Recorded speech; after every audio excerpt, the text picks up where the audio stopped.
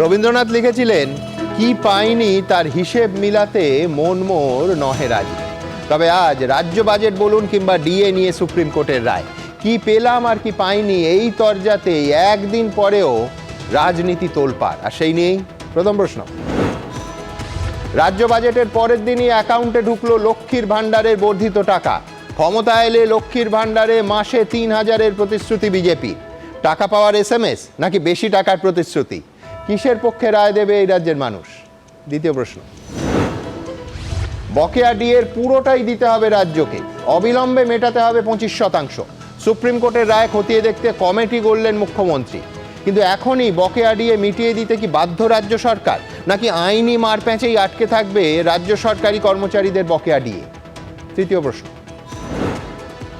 বাজারে ঋণের পরিমাণ ছাড়ালো 8 লক্ষ কোটি, তাও লক্ষ্মীর ভাণ্ডার থেকে বেকার ভাতা, বাজেটে গৌরী সেন রাজ্য সরকার। তাহলে সরকারি কর্মচারীদের বকেয়া ডিএ মেটানোর জন্য ধার নিতে অসুবিধে কোথায়? চতুর্থ প্রশ্ন। হামটি ডামটি বাজেট, কেন্দ্রীয় বাজেট নিয়ে মুখ্যমন্ত্রীর মন্তব্যকেই হাতিয়ার করে রাজ্য বাজেটকে কটাক্ষ বিজেপি বিধায়ক অশোক লাহিড়ী। পাল্টা অপমানের অভিযোগ তুলে ওয়াকআউট বিজেপি।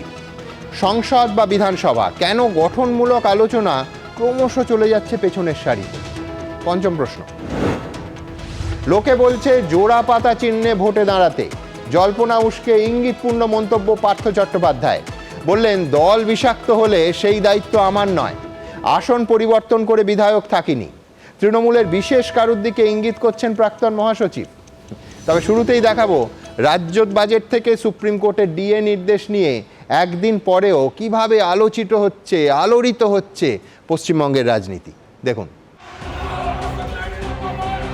কলকাতা থেকে দিল্লি, বিধানসভা থেকে রাজ্যসভা, তৃণমূল বিজেপি সংঘাতের আঁচে ফুটছে রাজনীতি। শুক্রবার অন্তর্বর্তী বাজেট নিয়ে তৃণমূল বিজেপি বাগযুদ্ধে তপ্ত হল বিধানসভা।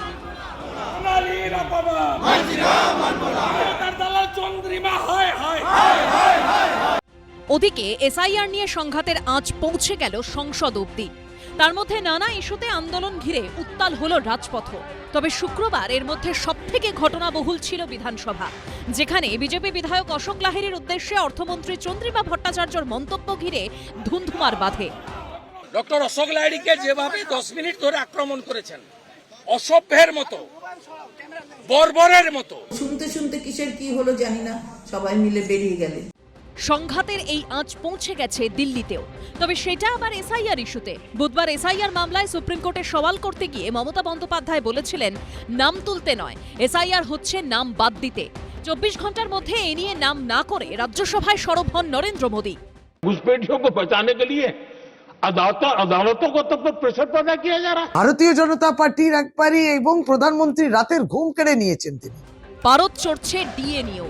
সুপ্রিম কোর্টের রায়ের পর রাজ্য সরকারের উপর চাপ বাড়াতে শুক্রবারই রায়ের কপি নিয়ে নবান্নে পৌঁছে যায় আন্দোলনকারী সংগ্রামী যৌথ মঞ্চ।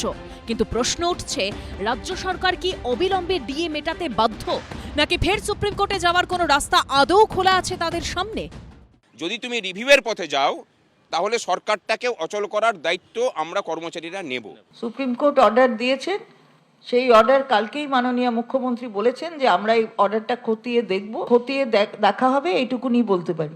আর 4% যেটা ডিক্লেয়ার্ড হয়েছে সেটা তো প্রসপেক্টিভ, আর ওটা তো আগে যেটা বকেয়া নিয়ে প্রশ্ন হয়, সেটা আমরা দেখব। মাননীয় মুখ্যমন্ত্রী কালকেই এই সম্পর্কে উত্তর দিয়েছেন। বাকযুদ্ধ, সংঘাত, আন্দোলন সব মিলিয়ে বিধানসভা ভোটের কয়েক মাস আগেই রাজনীতির পারদ একেবারে সপ্তমে। আশাবুল হোসেন, ঝিলম করঞ্জাই ও ব্রতদীপ ভট্টাচার্যর রিপোর্ট, এবিপি আনন্দ। দেখুন, পরশুদিন এই অনুষ্ঠানেই বলেছিলাম, লক্ষ্মীবারে কি লক্ষ্মী লাভ হবে?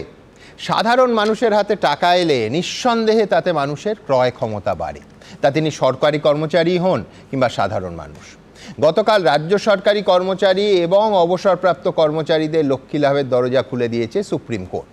আবার অন্যদিকে গতকাল ওই লক্ষ্মীবারেই অন্তর্বর্তী বাজেটে লক্ষ্মীর ভাণ্ডারের মতো সামাজিক প্রকল্পের অনুদান বাড়ানোর পাশাপাশি নতুন প্রকল্প যুবসাথী নাম দিয়ে বেকার ভাতা, তার পাশাপাশি আশা, anganwadi, civic volunteer, green police, village police, পার্শ্ব শিক্ষক, শিক্ষা বন্ধুদের ভাতা বৃদ্ধির কথা মমতা বন্দ্যোপাধ্যায় ঘোষণা করেছেন। আমরা এই অনুষ্ঠানে দুটো দিক নিয়ে আলোচনা করব। গতকাল সরকারি কর্মচারীদের ডিএ নিয়ে যে নির্দেশ দিয়েছে সুপ্রিম কোর্ট, তা কি রাজ্য সরকার কোনোভাবে আইনের মারপ্যাঁচে আটকে রাখতে পারে?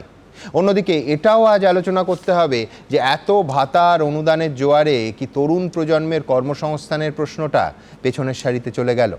আজ আমার প্রথম বক্তা বিশ্বনাথ চক্রবর্তী কি মনে করেন? দেখুন সুমনদা, ভাতা দিয়ে মমতা বন্দ্যোপাধ্যায় কিন্তু তার নিজের সরকারের ব্যর্থতা ঢেকে রাখতে পারছেন। ভাতা দিয়ে মানুষের ক্ষোভ বিক্ষোভকে আটকে রাখতে পারছেন। ভাতা দিয়ে তিনি তার সাফল্য দাবি করছেন, কিন্তু বাস্তবে কোনো প্রশাসনিক বা আর্থিক বিকাশ না করার জন্যই তাকে নানা ক্ষেত্রে ভাতা ছড়িয়ে মানুষকে শান্ত রাখতে হচ্ছে। ধরুন, চাকরি দুর্নীতি আটকে উনি যদি রাজ্যে শিল্পায়ন করতেন, শিল্পের বিকাশ ঘটাতেন, তাহলে আজকে বেকারদের অসন্তোষকে আটকানোর জন্য ওই বেকার ভাতা তাকে ব্যবস্থা করতে হতো না। সেটাও আগস্ট মাস থেকে চালু হবে। কেবলমাত্র বেকারদের, বাড়ি বাড়ি বেকার, ঘরে ঘরে বেকার, ফলে এই বেকারদেরকে আটকানোর জন্য তিনি কিন্তু কর্মসংস্থান করছেন না, তিনি চাকরির ব্যবস্থা করছেন না, চাকরির দুর্নীতি আটকাচ্ছেন না, শিল্পায়ন ঘটাচ্ছেন না। ফলে ভাতা দিয়ে আপাতত সন্তোষ করে রাখো, আপাতত মানে তাদের অসন্তোষটাকে আটকে রাখো। আবার শিক্ষা এবং চাকুরির যদি সত্যি ব্যবস্থা করতেন ঠিক মতন, তাহলে মহিলাদের ক্ষমতায়ন হতো। মহিলাদের ক্ষমতায়ন ঘটলে তারা স্বনির্ভরভাবে নিজের পায়ে দাঁড়িয়ে কিছু করতে। আজকে মহিলাদেরকে নির্ভরশীল হয়ে থাকতে হচ্ছে লক্ষ্মীর ভাণ্ডার মধ্যে দিয়ে। অর্থাৎ লক্ষ্মীর ভাণ্ডার হলো একটা নির্ভরশীল প্রকল্প, যেখানে শিক্ষা, স্বাস্থ্য এবং সঠিকভাবে কর্মসংস্থানের সুযোগ না পাওয়ার জন্য মেয়েরা কিন্তু তাদের সক্ষমতা তৈরি হচ্ছে না। তার ফলে তারা নির্ভরশীল ভোটার হয়ে থাকছেন এবং তাদের জন্য লক্ষ্মীর ভাণ্ডার তৈরি করা হচ্ছে। উপযুক্ত শিক্ষা আর কর্মসংস্থান দিলেন, মেয়েদের জন্য কি আলাদা ভাণ্ডার দিতে হতো? একইভাবে আপনাকে বলতে চাই যে হাসপাতালগুলো যদি উন্নতি হতো, হাসপাতালগুলো যদি পরিকাঠামোর বিকাশ ঘটতো, হাসপাতালগুলোতে যদি ডাক্তারবাবুরা থাকতেন, তাহলে কি সত্যি স্বাস্থ্যসাথীর জন্য কোটি কোটি টাকা ব্যয় করতে হতো? সরকারি হাসপাতালে যদি উপযুক্ত পরিকাঠামো মমতা বন্দ্যোপাধ্যায় গড়ে তুলতে পারতেন স্বাস্থ্যমন্ত্রী হিসাবে, তাহলে তাকে কি কোটি কোটি টাকা বরাদ্দ করে ওই কার্ড ধরিয়ে দিতে হতো হাতে? একেবারেই নয়। ফলে তার স্বাস্থ্য দপ্তরের ব্যর্থতা ঢাকার জন্য, মানুষের ক্ষোভ বিক্ষোভ আটকানোর জন্য আজকে স্বাস্থ্যসাথী কার্ড হাতে ধরিয়ে দিতে হচ্ছে। এবং একই সাথে আপনাকে বলতে চাই যে গ্রামের যদি আপনি অ্যাগ্রো ইন্ডাস্ট্রি গড়ে তুলতে পারতেন, কৃষির সাথে শিল্পের যদি লিঙ্কেজ করে দিতে পারতেন, আজকে কৃষি এবং শিল্পের সমভাবে বিকাশ ঘটাতে পারতেন, তাহলে কৃষকদেরকে আপনার ভাতা দিতে হতো না। কৃষকদের যদি আয় বাড়ত, কৃষকদের কৃষি বিকাশ এবং শিল্পের বিকাশ যদি পাশাপাশি হতো এবং অ্যাগ্রো ইন্ডাস্ট্রি ডেভেলপমেন্ট হতো, তাহলে কৃষিক্ষেত্রে কৃষকদের আয় বাড়ার সাথে সাথে তাদের পারচেজিং পাওয়ার বাড়ত, তারা নিজের পায়ে দাঁড়িয়ে কৃষি ব্যবস্থা পরিচালনা করতেন, যেটা পাঞ্জাব হরিয়ানাতে হয়। আমার রাজ্যে কৃষকদেরকে কেন দাম খয়রাতিতে রাখতে হয়, কেন ভাতাতে রাখতে হয়? কারণ কৃষকদের আয় একই জায়গায় পড়ে রয়েছে। সেটা বোঝা যায় কি করে? আপনি যে কোনো কৃষি শ্রমিকের দিকে তাকান, কৃষি শ্রমিকদের বেতন গত 5 বছরে 50 টাকাও বাড়েনি। গত 5 বছর আগে 200 টাকা করে রোজগার ছিল, পার ডে কাজ করলে 200 টাকা, আজও 200 টাকা। বরঞ্চ কৃষকরা চলে যাচ্ছে দক্ষিণ ভারতবর্ষে, কেরালাতে চলে যাচ্ছে, সেখানে 1200 টাকা রোজগার পায়। চলে যাচ্ছে উত্তরপ্রদেশে অথবা পাঞ্জাবে, সেখানে কৃষি কাজ করে তারা অনেক বেশি রোজগার পায়। তাহলে আপনি কৃষি শ্রমিকের মজুরি বাড়ে না কেন? তার কারণ কৃষিক্ষেত্রে কৃষকের আয় বাড়ে না, ক্রয় ক্ষমতা বাড়ে না। আপনি সেটা না নিশ্চিত করে কৃষকদের 4000 টাকা ধরিয়ে দিচ্ছেন, তা দিয়ে আপনি আপনার ব্যর্থটাকে ঢাকবার চেষ্টা করছেন। একইভাবে আপনাকে বলতে চাই, লক্ষ্মীর ভাণ্ডারের জন্য আপনি অতিরিক্ত ব্যয় বরাদ্দ কত করেছেন? 15,000 কোটি টাকা করেছেন। আপনার অগ্রাধিকার কি হওয়া উচিত? এই বিভিন্ন ধরনের মন্দিরগুলো হওয়া উচিত। আপনার কর্মচারীকে যদি আপনি দিয়ে না দেন, কে দেবে? আপনি সুপ্রিম কোর্টের নির্দেশ অনুসারে 25% ডিএ দিতে পারতেন। 25% ডিএর জন্য খরচ হয় 10,000 কোটি টাকা। আপনি বিভিন্ন ভাতাতে টাকা দিচ্ছেন, অথচ আপনার সরকারি কর্মচারীকে বছরের পর বছর বঞ্চিত করছেন। 15,000 কোটি টাকা আপনি ব্যয় বরাদ্দ বাড়াচ্ছেন লক্ষ্মীর ভান্ডারে, অথচ আপনি সরকারি কর্মচারীদের 25% ডিএ সুপ্রিম কোর্টের নির্দেশ অনুসারে দিচ্ছেন না। 10,000 কোটি টাকা যেখানে খরচা হয়, আপনার অগ্রাধিকারটা কি? আপনি পুলিশ সমেত রাজ্যের 6 লক্ষ সরকারি কর্মচারী অবসর নিয়েছে আপনার শাসনকালে। মমতা বন্দ্যোপাধ্যায়, আপনি প্রশাসনকে শক্তভাবে দাঁড় করাচ্ছেন না। সমস্ত ক্ষেত্রে পুলিশের সিভিক ভলান্টিয়ার, শিক্ষকের সিভিক শিক্ষক, সর্বত্র অস্থায়ী চুক্তিভিত্তিক কোথাও 5,000 10,000 টাকা ভাতার মতন করে আপনি অস্থায়ী কর্মচারী তৈরি করে রেখেছেন। স্থায়ী যা কর্মচারীদেরকে আসনগুলো পূরণ করছেন না। আপনি কি করছেন? তাদেরকে বছরে একবার 500 টাকা ভাতা বাড়িয়ে দিচ্ছেন। সিভিক ভলান্টিয়ারদের আপনি কি করেছেন? 1,000 টাকা বাড়িয়েছেন। এই টাকা দিয়ে আপনি প্রথমত আপনার প্রশাসনিক দুর্বলতা ঢাকতে পারছেন না, এবং দ্বিতীয় যেটা, সেটা কেবলমাত্র 10,000 5,000 7,000 টাকা বন্টন করে আপনি না তার আশা পূরণ করতে পারছেন, তার পারিবারিক আশা পূরণ করতে পারছেন, না রাজ্যের অর্থনীতি পরিবর্তন করতে পারছেন। লাস্ট একটা কথা বলছি, দেখুন দক্ষিণ ভারতবর্ষের সাথে যদি তুলনা করি, দুটো রাজ্য, দুটোই বিজেপি শাসিত নয়, একটা তামিলনাড়ু আর একটা কর্ণাটক, দুটো রাজ্যই একই সাথে ভাতা চালু করে রেখেছে বহু বছর ধরে। জয়ললিতার আমল থেকে তামিলনাড়ুতে ভাতা চলছে, কিন্তু একই সাথে কিন্তু পরিকাঠামোগত বিকাশ এবং শিল্পের বিকাশে আজকে দুটো রাজ্য কোথায় গিয়ে পৌঁছেছে যে তামিলনাড়ু আজকে দক্ষিণ এশিয়ার মধ্যে সবচেয়ে বড় গাড়ি ইন্ডাস্ট্রির হাব হয়েছে, আর একইভাবে কর্ণাটক আইটি সেক্টরে দক্ষিণ এশিয়ার মধ্যে সবচেয়ে বড় হাব হয়েছে। কলকাতা সমেত পশ্চিমবাংলার সমস্ত শিক্ষিত বেকারদের একটা বড় অংশই দক্ষিণ ভারতবর্ষের এই দুটো রাজ্য, বিশেষ করে আমি শুধু তার সঙ্গে যোগ করব, যে দুটো রাজ্যের উদাহরণ বিশ্বনাথ চক্রবর্তী দিলেন, দুটোই কিন্তু অত্যন্ত শিল্প সমৃদ্ধ রাজ্য, এবং সেখানে ভাতা সমাজের পিছিয়ে পড়া অংশ, পিছিয়ে পড়া শ্রেণী পাচ্ছে। আমি দুটো শুধু এই আলোচনা থেকে সরিয়ে রাখছি, আরও বিস্তারিত আলোচনার প্রয়োজনে। একটা হচ্ছে ডিএর অংশ, আর একটা অবশ্যই লক্ষ্মীর ভাণ্ডার। আমি বলছি সেই লক্ষ্মীর ভাণ্ডার যে মডেলটা কপি হচ্ছে, এবং সেই লক্ষ্মীর ভাণ্ডার যেখানে যদি 3,000 টাকা মাসের প্রতিশ্রুতি পাই, তাহলে এটা কি আগাম প্রশাসনিক ব্যর্থতা ঢাকার বিরোধীদের উপায়? আমি জানি না, বিস্তারিত আলোচনায় আসবো, অবশ্যই তন্ময়ের উত্তরেও আসবো, কিন্তু তার আগে একেবারে সমান্তরালভাবে এই অনুষ্ঠানে আজকে বিধানসভায় কি হলো এই বাজেট সেশনে, বাজেট নিয়ে আলোচনার অংশে, তা দেখাবো। তার কারণ আজকে কেন্দ্রীয় বাজেটের কথা, সেই নিয়ে মুখ্যমন্ত্রীর কটাক্ষ নিয়ে রাজ্য বাজেটকে কটাক্ষ, এবং আলটিমেটলি বিরোধীদের ওয়াকআউট। কি হলো বিধানসভায় এক ঝলকে। তৃণমূল কংগ্রেস জানে এই নির্বাচনে তারা হারবে। 15 বছরে যদি কিছু করতে না পারতো, তাহলে 11-র পর 16-এ আর আসতো না। আর 26-এ মানুষের রেডি হয়ে আছে, আসবে এই সরকার। বিধানসভা ভোটের আগে অন্তর্বর্তী বাজেটে ঢালাও ভাতা ঘোষণা করেছে তৃণমূল সরকার। লক্ষ্মী ভারে লক্ষ্মী লাভ হয়েছে মহিলা সিভিক ভলান্টিয়ার, অঙ্গনওয়াড়ি কর্মী থেকে প্যারা টিচারদের। 24 ঘন্টার মধ্যে সেই বাজেট নিয়ে আলোচনায় তুলকালাম বাঁধল বিধানসভায়, যা গড়ালো ওয়াকআউট অবধি।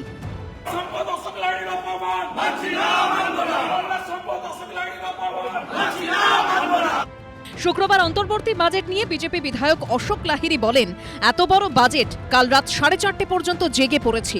এরপরই মোদী সরকারের বাজেট নিয়ে মমতা বন্দ্যোপাধ্যায়ের এই মন্তব্যের প্রসঙ্গ টানেন তিনি। হামটি ডামটি বাজেট। বিজেপি বিধায়ক অশোক লাহিড়ী বলেন, কেন্দ্রীয় বাজেটকে হামটি ডামটি বাজেট বলেছিলেন মমতা বন্দ্যোপাধ্যায়। আমার মনে হয়েছে ওটা উনি নিজের রাজ্যের বাজেট নিয়ে বলেছেন। এরপর জবাবে ভাষণ দিতে ওঠেন অর্থমন্ত্রী চন্দ্রিমা ভট্টাচার্য। তিনি অশোক লাহিড়ীকে কটাক্ষ করেন বলে বিজেপির অভিযোগ, যার প্রতিবাদ করেন শুভেন্দু অধিকারী সহ বিজেপি বিধায়করা।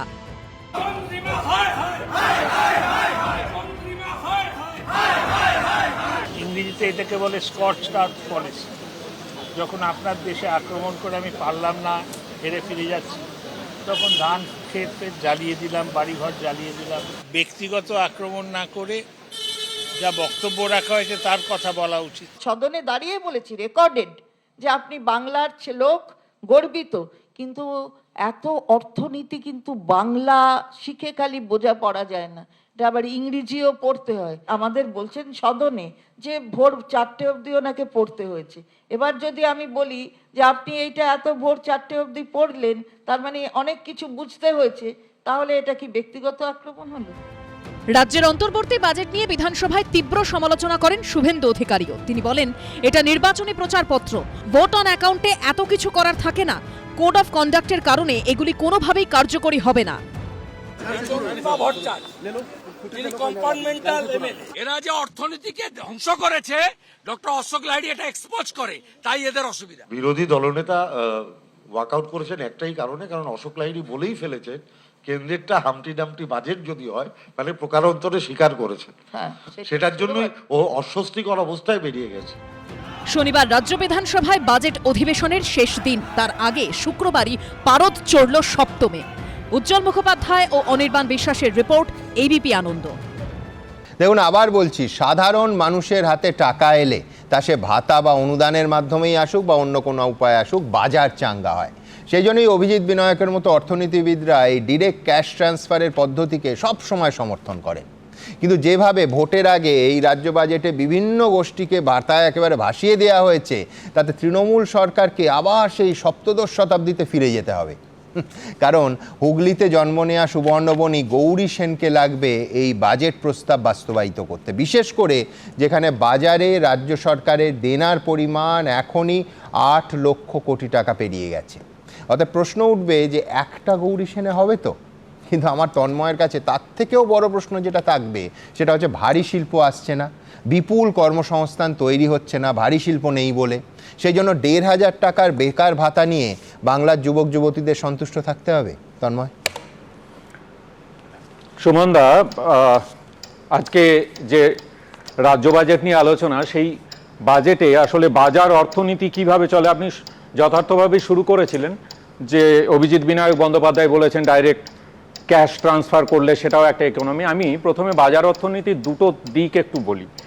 এক হচ্ছে একটা মডেল, সেটা হচ্ছে ডিমান্ড বেসড মডেল, যেখানে মানুষের হাতে অর্থ পৌঁছে দেওয়া হয়, সেখান থেকে সেই অর্থর জন্য ডিমান্ড তৈরি হয়, ডিমান্ড তৈরি হয়ে ইকোনমি চাঙ্গা হয়, চাঙ্গা হয়ে তারপরে সার্বিকভাবে তার থেকে রেভিনিউ জেনারেশন হয়।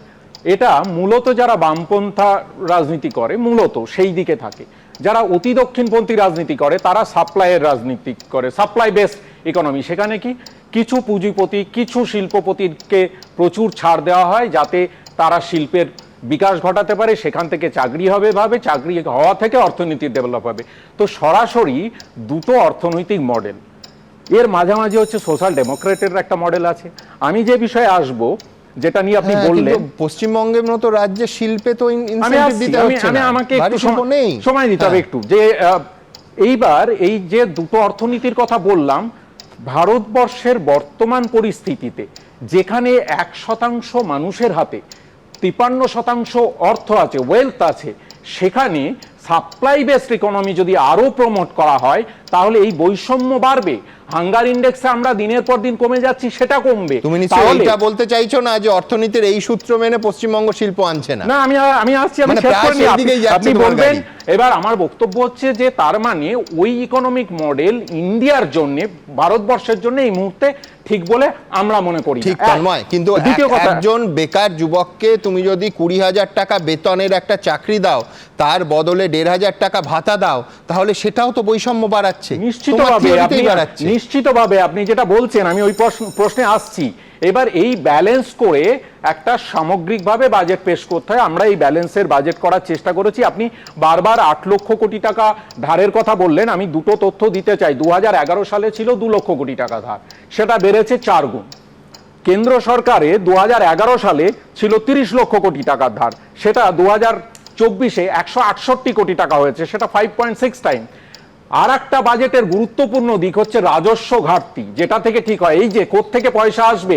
আপনারা এটা বলছেন ফিসক্যাল ডেফিসিট, ফিসক্যাল ডেফিসিটে রাজ্যের ফিসক্যাল ডেফিসিটের টার্গেট হচ্ছে 3%, সেখানে কেন্দ্রের ফিসক্যাল ডেফিসিট হচ্ছে 4.4 ছিল, 4.3-তে আনার চেষ্টা করা হচ্ছে। অর্থাৎ সার্বিকভাবে পশ্চিমবঙ্গের অর্থনৈতিক ফিসক্যাল সিচুয়েশন রাজ্যের ভালো তো? তাহলে আমার পরের প্রশ্ন থাকবে যে বেচারা সরকারি কর্মচারীদের দিয়ে দিচ্ছে না কেন? নিশ্চয়ই এই বিষয়ে আসবো। আমি জানতাম আপনি এই প্রশ্ন করবেন। এবার ডি এর প্রশ্ন আসছে। ডিএ পান এই সদস্যর সংখ্যা কত? সারা পশ্চিমবাংলায় সদস্যের সংখ্যা কত? 10 লক্ষ। 10 লক্ষ। আমরা লক্ষ্মীর ভান্ডার দিয়েছি কত লোককে? 2,21,00,000 লোককে। 2,21,00,000 লোক। কিন্তু বিকল্প নাকি দাদা? 2,21,00,000 দিচ্ছ বলে 10 লক্ষকে বঞ্চিত করছো? বলিনি, আমি শেষ করি। 2,21,00,000 লোককে আমরা লক্ষ্মীর ভান্ডার দিয়েছি। আর এই 10 লক্ষ যে মানুষজন আছেন তাদেরকেও কিন্তু আমরা ডিএ 4% দিয়েছে এবং বাকি দেব না কখনো বলিনি, আমরা বলছি যে আরো অর্থ সংস্থান করে দেব। এই আমি বুঝলাম, কিন্তু তুমি লক্ষ্মীর ভান্ডার বলো, কন্যাশ্রী বলো, রূপশ্রী বলো, এই প্রকল্পগুলো মমতা বন্দ্যোপাধ্যায় কালকেই আরো 4টে নতুন প্রকল্প করেছেন, প্রকল্পের সেঞ্চুরি হয়েছে। 100টা প্রকল্প যাদের মাধ্যমে রূপায়িত হচ্ছেন তারা হচ্ছেন সরকারি কর্মচারী, সফলভাবে যারা রূপায়িত করছে, আমরা তাদের প্রায়োরিটি লিস্টে তারা পিছিয়ে কেন? লিস্টে কমাচ্ছি না তো, আমরা বলছি যে ব্যালেন্সের বাজেট করতে হচ্ছে, কারণ আমি এখনো কেন্দ্র সরকারের থেকে 2 লক্ষ কোটি টাকা পাইনি। আমাকে যেটুকু সংসারে আছে তার মধ্যে থেকেই সবাইকে দুয়ারে সরকার আমরা কিন্তু দিচ্ছি, ফ্ল্যাগশিপ প্রজেক্টগুলো যারা রূপায়িত করছেন। ডিএ তেও দেব না এরকম বলছি না, ডিএ দিচ্ছি, 4% দিয়েছি, আরো দেব, যার জন্য কমিটি ঠিক হয়েছে। কিন্তু তুমি বলছো তোমার সরকারের আর্থিকভাবে এত ভালো অবস্থা, যাদের হকের টাকা, আচ্ছা তুলনামূলকভাবে ভালো অবস্থা ধরছি, যাদের হকের টাকা তাদের কেন মানে পরের দিকে ঠেলা হবে? আমি অঙ্ক করে দেখাবো যে কত টাকা, মাত্র কত টাকা ব্যয় করতে হবে সরকারকে। আর দুটো তথ্য জাস্ট দিয়ে তারপরে শেষ করব, সেটা হচ্ছে বিশ্বনাথ দা বললেন যে এগ্রিকালচার বা শিল্প বা হচ্ছে যে জায়গাগুলো হেলথ, এই জায়গাগুলোতে আসলে প্রশাসনিক ব্যর্থতা ঢাকার জন্য ভাতা দিতে হচ্ছে, ঠিক উল্টোটা। আমি প্রথমে অর্থনীতির বিষয়টা বললাম, এবার দেখুন এগ্রিকালচারে 2011 সালে 280 কোটি টাকার বাজেট ছিল, সেইটা 2026-এ 10,463 কোটি টাকা। হেলথের বাজেট হচ্ছে 911 কোটি টাকা ছিল, সেটা 22,338 কোটি টাকা, এবং এমএসএমই 308 কোটি টাকা ছিল, সেটা 1250 কোটি টাকা। অর্থাৎ বাজেট বাড়েনি এরকমটা নয়, আমরা সেই ক্ষেত্রগুলোতেও বাড়িয়েছি, তার সঙ্গে অ্যাডিশনালি আমরা যাতে এই বৈষম্য সারা দেশে যেভাবে তৈরি হচ্ছে সেটাকে ব্যালেন্স করার চেষ্টা করেছি পশ্চিমবাংলার বাজেট। অর্থনীতি যুক্তিটাও দিতে আমি বলেছি যে মানে কৃষিক্ষেত্রে যদি সত্যি কৃষকদের পারচেজিং পাওয়ার বাড়তো, তাহলে কৃষি শ্রমিকদের বেতন বাড়তো, অর্থাৎ মজুরি হার বাড়তো। পশ্চিমবাংলা ভারতবর্ষের মধ্যে সবচেয়ে কম হারে মজুরি এখানে আছে, অর্থাৎ একজন মানে মানুষ সারাদিন খেটে এখানে 250 টাকা ম্যাক্সিমাম পায়, আর অথচ দক্ষিণ ভারতবর্ষে সেই লোকটি যখন যাচ্ছে 1200 টাকা পাচ্ছে। দ্বিতীয় যেটা, একজন পরিযায়িকা এখানে 2000 টাকা পায়, সে যখন ব্যাঙ্গালোরে যাচ্ছে 10,000 টাকা উপরে পায়। আমার প্রশ্ন হচ্ছে ম্যান পাওয়ার তোমার বাড়ছে না? আমি ম্যান পাওয়ারের এটা বলছি, আপনার কাছে তুমি যেটা দিচ্ছ ঠিক নেই, তুমি যেটা দিচ্ছ বেশি হতে পারে, কিন্তু আমি তথ্য দিই। জাতীয় মানে শ্রমিক বলছেন, আমি কৃষক পরিবারের সন্তান, আমার বাড়িতে এখনো কৃষক। আমি বলছি আজকের দিনে আপনি যদি খোঁজ নেন, এখনই ফোন করে এখান থেকেও শোনাতে পারি যে এখন এই 250 টাকা বলছেন, 250 টাকা নেই, পার ডে শুধুমাত্র দুপুর অবধি কাজ করে, সেটা 450 থেকে 500 টাকা। পুরুলিয়া, বাঁকুড়া, আমি পুরুলিয়া, বাঁকুড়া, আমি এই ব্যাপারে নিশ্চিত আমি আপনার থেকে বেশি। আমি একটু আলোচনাটা এগিয়ে নিয়ে যাই, নিশ্চয়ই তাতে কেউ আপত্তি করবেন না। আমি অবশ্য কৃষক পরিবারের সন্তান নই, কিন্তু আলোচনা এগিয়ে নিয়ে যাওয়ার অধিকার আমার আছে। কিন্তু এখান থেকে জোকস অ্যাপার্ট, আমি আবার বলছিলাম যে সমান্তরালভাবে রাজ্য বিধানসভায় আজকে কি হলো সেটাও দেখাবো। আজকে সংখ্যালঘুদের দিয়ে মন্তব্য এবং তা নিয়ে বাকযুদ্ধ ইত্যাদি হলো। মাননীয় স্পিকার অবশ্য বিধানসভার কার্যবিবরণী থেকে অগ্নিমিত্রা পালের বক্তব্য তিনি বাদ দিয়েছেন। আমি দ্রুত একবার এই নিয়ে বিতর্ক, রাজনৈতিক চূড়ান্ত বিতর্ক, গোটা দিন যারা টেলিভিশন ফলো করেছেন তারা দেখেছেন কি পর্যায়ে উঠেছিল, দ্রুত এক ঝলকে দেখিয়ে দেবো। আপনারা মানে আপনাদের সরকার সংখ্যালঘুদের ব্যবহার করে ভোট ব্যাংকের জন্য আপনারা তাদেরকে ক্রিমিনাল বানাচ্ছেন। এরকম মহিলাদেরকে দেশ থেকে তাড়িয়ে দেওয়া দরকার, এরা অযোগ্য। বিধানসভা ভোটের আগে হিন্দু মুসলিম মন্দির মসজিদ নিয়ে সংঘাত সপ্তমে, এবার আঁচ গিয়ে পৌঁছলো বিধানসভাতেও। সংখ্যালঘু নিয়ে তুমুল বাকযুদ্ধে জড়ালেন বিজেপি বিধায়ক অগ্নিমিত্রা পাল এবং পুরমন্ত্রী ফিরহাদ হাকিম। শুক্রবার বক্তৃতা চলাকালীন বিজেপি বিধায়ক অগ্নিমিত্রা পাল বলেন, ক্রিমিনাল সংখ্যালঘুদের রক্ষা করা এই সরকারের একমাত্র কাজ। এর তীব্র প্রতিবাদ করেন তৃণমূল বিধায়ক ও পুরমন্ত্রী ফিরহাদ হাকিম। তিনি বলেন, স্বাধীনতা সংগ্রামে বহু সংখ্যালঘু সম্প্রদায়ের মানুষ প্রাণ দিয়েছেন, সমস্ত সংখ্যালঘু সম্প্রদায়ের মানুষ ক্রিমিনাল নয়, আপনাদের ধিক্কার। অগ্নিমিত্রা পালের উদ্দেশ্যে ফিরহাদ হাকিম বলেন, আপনাকে ক্ষমা চাইতে হবে, আপনাদের ধিক্কার, লজ্জা করে না? ভোট ব্যাংকের জন্য আপনারা তাদেরকে ক্রিমিনাল বানাচ্ছেন, এটা তো সত্যি কথা। আজকে সংখ্যালঘুরা ভারতবর্ষের স্বাধীনতার সংগ্রামে তাদের কি অবদান আমরা সবাই জানি। আপনাদের ইলেকশন রাজনীতির বেনিফিটের জন্য আপনারা ভোট ব্যাংকের জন্য শুধু সংখ্যালঘুদের ব্যবহার করেন। আমরা কিন্তু সেটা করি না, ওটা আপনারা ধর্ম নিয়ে রাজনীতি করেন। অসভ্যতার চূড়ান্ত ছাড়িয়ে গেলেন। একটা জাতিকে ক্রিমিনাল আখ্যা দেওয়া এই সাহস উনি পেলেন কোথা থেকে? ভারতে আমাদের সমান অধিকার, অগ্নিমিত্রা পালের যে অধিকার, আমার বা যে কোনো মাইনরিটির একই অধিকার। কে criminal? APJ Abdul Kalam criminal? Maulana Abul Kalam criminal? Agnimitra পাল এবং ফেরাদ হাকিমের মন্তব্য পাল্টা মন্তব্য ঘিরে তুমুল হট্টগোল বেঁধে যায় বিধানসভায়। ওয়েলে দাঁড়িয়ে প্রতিবাদ শুরু করেন তৃণমূল বিধায়করা, পাল্টা স্লোগান দিতে থাকেন বিজেপি বিধায়করাও। এটা অগ্নিমিত্রা পালের কথা নয়, আসামের মুখ্যমন্ত্রীর কথা। সেই কারণে আসামে মাদ্রাসা চালিয়েছেন, এরকম 700 মাদ্রাসা তারা বন্ধ করে দিয়ে সরকারি শিক্ষা ব্যবস্থা মেন স্ট্রিম এডুকেশনে কনভার্ট করে দিয়েছেন তাদের মাদ্রাসাগুলোকে। আর এগুলো কোথায়? এই যে 7 শেখ ধরা পড়লো 1.5 বছর আগে হরিহরপাড়া, সে 1.5 বছর ধরে এখানে খাজেরি মাদ্রাসা চালাচ্ছে। সে আনসারুল বাংলার জঙ্গি, এখানে জঙ্গি মডুল করতে এসেছিল। কি খারাপ কথা বলেছে? এরকম মহিলাদেরকে দেশ থেকে তাড়িয়ে দেওয়া দরকার। এরা অযোগ্য। আমরা একসাথে আছি, একসাথে থাকবো। হিন্দু মুসলমান তাস খেয়ে বাংলায় কিছু করা যাবে না। মানুষ ধৈর্য ধরে আছে, প্রমাণ পাবেন ভোটে। মানে আপনি যেটা বলছেন অগ্নিমিত্রা পাল যেভাবে আচরণ করলেন সেটা সংবিধান বিরোধী, গণতন্ত্র ওখানে দাঁড়িয়ে ক্ষমা চাওয়া হচ্ছে, প্রচন্ড অন্যায় কাজ করেছে। এই ঘটনায় নিন্দা প্রস্তাব আনেন পরিষদীয় মন্ত্রী শোভনদেব চট্টোপাধ্যায়।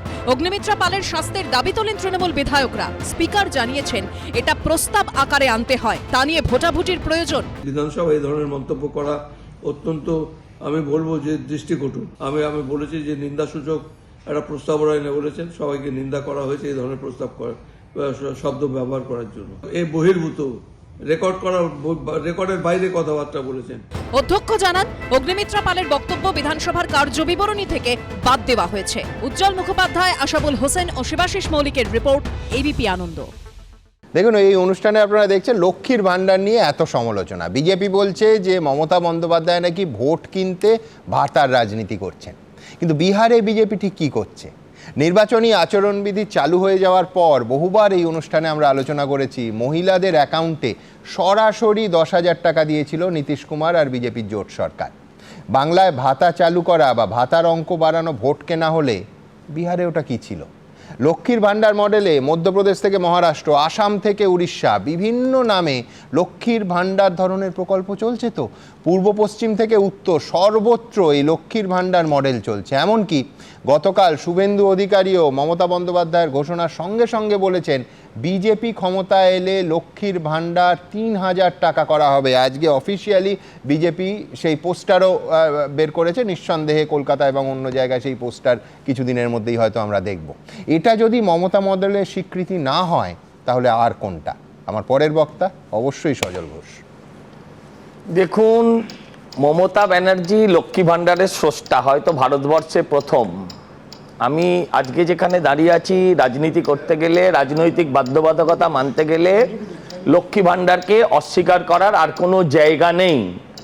লক্ষ্মী ভাণ্ডার এমন একটা বস্তু যে আপনি সরাসরি হাতে যদি টাকা পৌঁছে দেন তার এফেক্ট ক্যাশ, মানে ক্যাশের এফেক্ট ক্যাশই পাওয়া যায়।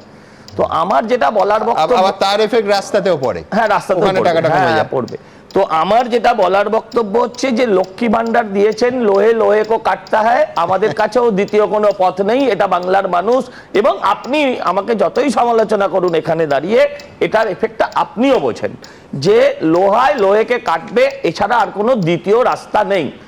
কিন্তু আমরা লক্ষ্মী ভাণ্ডার দিয়েছি, আপনি বিভিন্ন রাজ্যের কথা বললেন।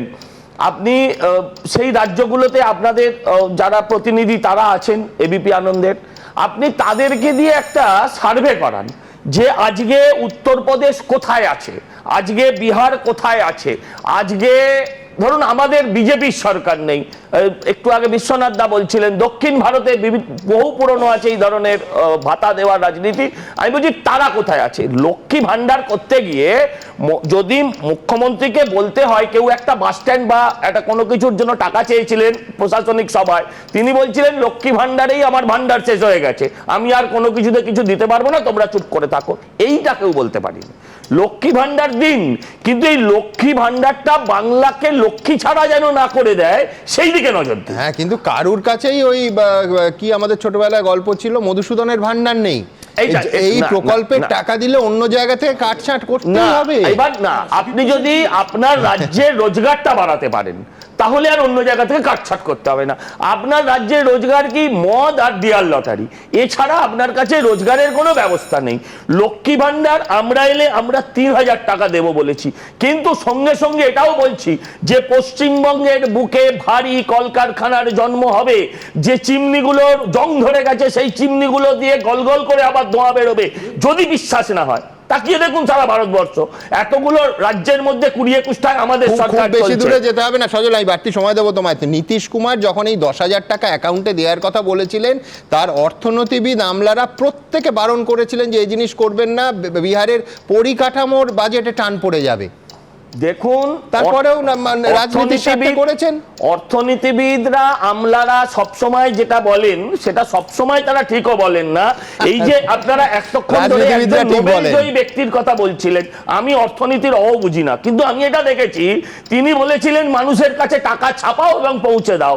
বিশ্বের যে দেশগুলো এই নীতিকে ফলো করেছিল সেই দেশগুলো মানচিত্র থেকে বেশিরভাগই হারিয়ে গিয়েছে।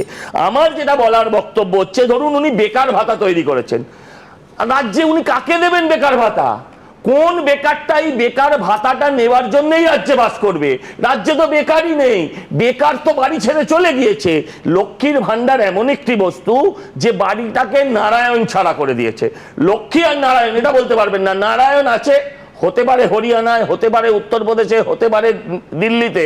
আর যদি নারায়ণের পেটে একটু বিদ্যে থাকে, মা সরস্বতী তার সাথে টাচ থাকে, তাহলে সে চলে গেছে দক্ষিণ ভারতে, হ্যালো হ্যালো করছে কল সেন্টারে। এই যদি আমার আজকের পরিস্থিতি হয় তাহলে সেই জিনিস অত্যন্ত মারাত্মক আমার রাজ্যের জন্য। আমি বলছি যে আপনারা বলতে পারতেন 3,000 টাকা না দিয়ে যে সব নারায়ণরা ফিরে আসুক, সবাইকে চাকরি দেবো, বললে না তো? একদম আসবেই। কারণ আমরা তো আবারও বলছি, আমরা যেমন ভান্ডার দেব সেরকম আমরা আমাদের ভান্ডার ক্রিয়েট করব। ডবল ইঞ্জিন সরকার হবে, কেন্দ্র থেকেও ভান্ডার আসবে, নিশ্চিন্তে থাকুন। আমি আরেকটা কথা বলছি, সেটা হচ্ছে যে দেখুন মমতা ব্যানার্জি অনেক ভান্ডার বাড়ালেন, কই একবারও তো বিধবা আর বার্ধক্য ভাতা নিয়ে কথা বললেন না। এতদিন বাংলার মানুষ আপনারা কি জানেন? আমি আপনার মাধ্যম দিয়ে বাংলার মানুষের কাছে প্রশ্ন করতে চাই, তারা সবাই এটাই জানেন যে এটা দিদি দেয়। যেহেতু এটা দিদি দেয় না, এটা কেন্দ্র রাজ্যের যৌথ প্রকল্প, 60-40 হবে, আমার শতাংশের হিসেবে গন্ডগোল থাকতে পারে, কিন্তু সেই হেতু এটা কিন্তু বাড়লো না। এটা বাড়লো না, বার্ধক্য এবং বৃদ্ধ যারা বিধবা তাদের বেশি প্রয়োজন ছিল।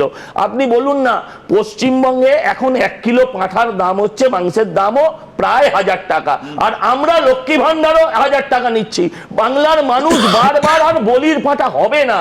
এই লক্ষ্মী ভান্ডার দিয়ে যে আপনি 26,000-এর চাকরি খেয়ে নিয়েছেন, খেয়ে নিয়ে একটা ঢেকুরও তোলেননি, সেই জায়গায় আর যেতে পারবেন না। না তন্ময় তো বলবে, আরে দাদা ওদের দুজন দিয়েছেন, ওরা দুর্নীতি করে বলে, চুরি করে বলে, বিরুদ্ধে বলে। না, আমার যেটা বক্তব্য হচ্ছে, এবার ধরুন আপনি এই যে ডি এর কথা বলছেন, আপনি আমাকে বলুন, দিয়ে আলাদা আসবো, আলাদা আলোচনা হচ্ছে, তখন আমি জায়গা পাবো। পাবে, নিশ্চয়ই পাবে, কেন পাবে? যেটা বললেন সজলদা, 2-3টে জিনিস বলেছেন। এক হচ্ছে ক্যাপিটাল ইনফ্রাস্ট্রাকচার, উনি যেটা হয়তো বলতে চেয়েছেন যে ইনফ্রাস্ট্রাকচারের যদি ইনভেস্টমেন্ট বাড়ে তাহলে নিশ্চিতভাবে অর্থনীতি চাঙ্গা হয়, সবাই জানে, বেসিক অফ ইকোনমিক। কিন্তু আমার প্রশ্ন থাকবে, কয়েকদিন আগে ইউনিয়ন বাজেট হয়েছে, এখন গুগল করে দেখুন তো যে গতবারের তুলনায় এবার ক্যাপেক্সে অর্থাৎ ক্যাপিটাল এক্সপেন্ডিচারে কত পার্সেন্ট বাড়ানো হয়েছে। শেষ করি বিশ্বনাথ দা, শেষ করি। এক, দ্বিতীয় কথা শেষ করবেন, পুরো বাংলাটাকে করে দিয়েছেন তো আপনারা, দেশটাকেই শেষ করে দিচ্ছেন, আমরা তো বাংলাতে আছি। দুই হচ্ছে মাটন নিয়ে কথা বললেন, পাঁঠা নিয়ে কথা বললেন, আমার শুনে খুব আনন্দ হলো যে পাঁঠা মাটন এইসব এখনো উচ্চারণ করেন সজলদা, তা সত্ত্বেও দলে আছেন। আপনি বিপ ছাড়া কিছু উচ্চারণ করেন না বলে আমরা তো আমরা তো খাদ্যাভাস না, এক সেকেন্ড, সজল যেরকম বিজেপিতে আছে, শত্রুঘ্ন সিনহাও তো তোমাদের দলে আছে, নিরামিষ খাওয়ার পক্ষে সওয়াল করেছিলেন, কোনো শাস্তি পান না। যে যার ইচ্ছে খান, কিন্তু কেউ নিরামিষ আমিষ খাবেন বলে তাকে ব্লগার দিয়ে ফেক করে প্রচার করে কেউ এ রাজ্যের ভোটে জিতে ভোটে জিতে পার্লামেন্ট যাবে আর ভোটের নিরামিষ খেতে হবে, এটাও তো চলবে না। সমস্ত খাওয়া দাওয়ার কথা একটু দূরে থাক, আমি দ্রুত একবার ডি এর কথা এতবার হচ্ছে, ডিএ নিয়ে আমি বলেছি এই অনুষ্ঠানের মধ্যে আলাদা আলোচনায় আসবো, কিন্তু ডি এর আইনি পদ্ধতি কি বলছে? সত্যি সত্যি রাজ্য সরকার টালবাহানা করতে পারে, নাকি সুপ্রিম কোর্টে কালকে রায়ের পর একেবারে স্পষ্ট দিয়ে দিতে কার্যত রাজ্য সরকার বাধ্য? আইনজীবীরা কি বলছেন, বিশেষজ্ঞরা কি বলছেন, দেখুন তো। প্রায় এক দশকের আইনি লড়াইয়ের পর বকেয়া ডিএ নিয়ে সুপ্রিম কোর্টে বড় জয় পেয়েছে রাজ্য সরকারি কর্মচারীরা। বিচারপতি সঞ্জয় করল এবং বিচারপতি প্রশান্ত কুমার মিশ্রর বেঞ্চ নির্দেশ দিয়েছে বকেয়া ডিএর 100%ই দিতে হবে, আর অবিলম্বে মিটিয়ে দিতে হবে 2008 থেকে 2019 পর্যন্ত বকেয়া ডিএর 25%। এখন প্রশ্ন হলো, রাজ্য সরকার কি এখনই বকেয়া ডিএ মিটিয়ে দিতে বাধ্য, নাকি ফের সুপ্রিম কোর্টে যাওয়ার সুযোগ আদৌ আছে? তারা এখানে রিভিউ পিটিশন করতে পারেন, রিভিউ পিটিশন খারিজ হয়ে গেলে কিউরেটিভ পিটিশন করতে পারেন, এই সমস্ত পথ খোলা আছে, আইনি পথ। অথবা সুপ্রিম কোর্টের নির্দেশ মানতেও পারেন, কোনটা করবেন বলা শক্ত। একটা পথ থাকে রিভিউ করার, যদি দেখা যায় যে কোনো রকম টাইপোগ্রাফিক্যাল এরার হয়েছে, কোনো তথ্যের বিকৃতি হয়েছে, সেই সমস্ত লিমিটেড গ্রাউন্ডে রিভিউ করা যায়। ওই রিভিউ পিটিশন সমস্ত বিচারপতিদের ঘরে ঘুরবে। যদি কোনো বিচারপতি মনে করেন যে এর সারবত্তা আছে, তবে তখন ওই রিভিউ অ্যাপ্লিকেশান লিস্টেড হবে, অন্যথায় ওটার ন্যাচারাল ডেথ করবে। বৃহস্পতিবার সুপ্রিম কোর্ট নির্দেশ দিয়েছে 2008 থেকে 2019 পর্যন্ত বকেয়া ডিএর 25% অবিলম্বে মিটিয়ে দিতে হবে। এর পাশাপাশি অবসরপ্রাপ্ত বিচারপতি ইন্দু মালহোত্রার নেতৃত্বে 4 সদস্যের কমিটি গঠন করে দিয়েছে সুপ্রিম কোর্ট। 25% বকেয়া ডিএ মেটানোর পর বাকি টাকা কিভাবে, কখন বা কটি কিস্তিতে দেওয়া হবে সেটাও ঠিক করবে এই কমিটি। 6 মার্চের মধ্যে কমিটিকে তা করতে হবে। 31 মার্চের মধ্যে বাকি বকেয়া টাকার প্রথম কিস্তি দিয়ে দিতে হবে। এদিকে এই রায় আসার পর মুখ্যমন্ত্রীও একটি কমিটি তৈরির কথা বলেছেন। আমরা অলরেডি একটা নেক্সট কোর্স অফ অ্যাকশনের জন্য একটা কমিটি তৈরি করেছি চিফ সেক্রেটারির নেতৃত্বে। তারা এটাকে স্টাডি করবে, রিভিউ করবে। তাহলে রাজ্য সরকারি কর্মীরা কি এখনই বকেয়া ডিএর টাকা পাবেন, নাকি এই নিয়ে আইনি লড়াই আরও করাবে? সুপ্রিম কোর্টের নির্দেশে 100 দিনের কাজ শুরু করার একটা নির্দেশ আছে। সেই সুপ্রিম কোর্টের নির্দেশ অনুযায়ী ডিএ দেওয়ার একটা নির্দেশ এলো। বিভিন্ন মামলা পেন্ডিং, যেখানে রাজ্য সরকার বলছে কেন্দ্র সরকারের কাছ থেকে তাদের কিছু পাওনাগণ্ডা আছে, যে পাওনাগণ্ডা এখনও মেটানো যায়নি। সেই জন্য সেটাকে লিঙ্ক করে আগামী দিনে কোনো আইনি আবেদন করা যায় কিনা সেদিকেও রাজ্য সরকার ভেবে দেখতে পারে। এখনো পর্যন্ত কিউরেটিভ পিটিশনের ক্ষেত্রে সাকসেস রেট খুব কম, তবে রিভিউ পিটিশন ফাইল করতে পারে, প্রোভাইডেড রাজ্যকে এটা এস্টাবলিশ করতে হবে যে আইনের কোনো প্রামাণ্য বিষয় বা কোনো নথি সুপ্রিম কোর্ট এই রায়েতে বিবেচনা না করে অর্ডারটা পাস করেছে। এর মধ্যে রাজ্য সরকার বৃহস্পতিবারের অন্তর্বর্তী বাজেটে 4% ডিএ ঘোষণা করেছে। রাজ্যে 5ম বেতন কমিশনের পর যখন ডিএ মামলা হয়েছিল, তখন কেন্দ্র এবং রাজ্য সরকারি কর্মীদের মধ্যে ডিএর ফারাক ছিল 50%। তারপর রাজ্যে 6ষ্ঠ বেতন কমিশন কার্যকর হয়েছে। তারপরও কেন্দ্র ও রাজ্য সরকারি কর্মীদের মধ্যে ডিএর ফারাক ছিল 40%। বৃহস্পতিবার রাজ্য সরকার 4% ডিএ ঘোষণা করার পর সেই ফারাক এখন 36%। সুপ্রিম কোর্টের রায় কার্যকর হলে উপকৃত হবেন প্রায় 3.5 থেকে 4 লক্ষ সরকারি কর্মী ও 7.5 লক্ষ পেনশনভোগী। ময়ূর ঠাকুর চক্রবর্তী ও সৌভিক মজুমদারের রিপোর্ট, এবিপি আনন্দ। দেখুন, পরিষ্কার বলি, দুটো ক্ষেত্রে অবস্থান তো দুরকম হতে পারে না। বাজার থেকে ধার নিয়ে আমি ভাতা দিচ্ছি, খুব ভালো, মানুষের হাতে টাকা আসছে। রাজ্যের ঋণের পরিমাণ বামেদের, বারবার মমতা বন্দ্যোপাধ্যায় বলতেন প্রায় 2 লক্ষ কোটি টাকা বামেরা ছেড়ে গেছে সেই ঋণের বোঝা। সেই 2 লক্ষ কোটি থেকে আজকে 8 লক্ষ কোটি ছাড়িয়েছে। এখন ধার করে ভাতা দিতে পারলে ধার করে তো ডিএও দিতে হবে। সুপ্রিম কোর্টের আদেশ মানতে এখানে অসুবিধে কোথায়? সুপ্রিম কোর্ট অবিলম্বে 25% দিতে বলেছে, একেবারে এই ভাষায় বলেছে উইথ ইমিডিয়েট এফেক্ট। 25% দিতে প্রায় 11,000 কোটি টাকা লাগবে। তো রাজ্য সরকার 8 লক্ষ কোটি টাকা ঋণ নিতে পারলে আইন মানতে 11,000 কোটি টাকা ঋণ নিতে অসুবিধে কোথায়? অন্তত সবার মুখে হাসি ফোটাতে, অন্তত সুপ্রিম কোর্টের রায় মানতে একটা নির্বাচিত সরকারের এটুকু তো অবিলম্বে করা উচিত। এই মত কিন্তু সংখ্যাগরিষ্ঠ মানুষের, শুধু সরকারি কর্মচারী নয়। কৌস্তব কি মানবে? আমি বলবো যে পুলিশ লাথি মারলো, তোমার চ্যানেলে দেখলাম শিক্ষকদের লাথি মারলো কষিয়ে, সেই পুলিশও বিকাশ রঞ্জন ভট্টাচার্যদের শামীমদাদের সৌজন্যে দিয়ে তুলতে যাবেন। আচ্ছা, তৃণমূলকে কে বারণ করেছিল বলতে আমরা মাছ উৎপাদনে প্রথম, আমরা সবজি উৎপাদনে প্রথম, আমরা চাল উৎপাদনে প্রথম কিসের? চুরিতে। আচ্ছা, বেকার ভাতা কেন? লক্ষ্মীর ভাণ্ডার বারবার বাড়াতে হচ্ছে কেন? আমরা লক্ষ্মীর ভাণ্ডারের বিরোধী নই, কিন্তু কেন বাড়াতে হচ্ছে? আসলে তৃণমূল কংগ্রেস রাজ্যের মানুষকে ক্রাচ হাতে ধরিয়ে দিয়েছেন, হ্যান্ডিক্যাপ করে রাখতে চান।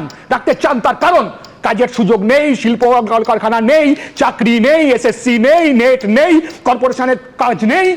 মুখ্যমন্ত্রী এবং মন্ত্রীদের মাইনে বাড়বে 2 লক্ষ টাকা প্লাস 2 লক্ষ টাকা মাইনে বেড়েছে মন্ত্রীদের, এমএলএদের, মুখ্যমন্ত্রীর। আর প্যারা টিচারদের মাইনে বাড়ে না। 1000 টাকা দিয়েছেন, ভিক্ষার পাত্র নাকি? সর্বশিক্ষা মিশনের টাকা হাফ দেওয়া উচিত। সিভিক ভলেন্টিয়ারদের মাইনে বাড়ে না। আমি বলছি তৃণমূলের যারা রিক্রুটার হলেন। পাশাপাশি এটাও তোমায় মনে করিয়ে দিই যে বেকার ভাতা বামফ্রন্ট আমলেই প্রথম চালু হয়েছিল, এমপ্লয়মেন্ট এক্সচেঞ্জে নাম লিখিয়ে বেকার ভাতা। না, ঠিকই তো, বামফ্রন্ট আমলে তো বললাম, বামফ্রন্ট তো বারবার বলতো আমরা চাল উৎপাদনে প্রথম, আমরা ডাল উৎপাদনে প্রথম, সবজি উৎপাদনে প্রথম, মাছ উৎপাদনে প্রথম।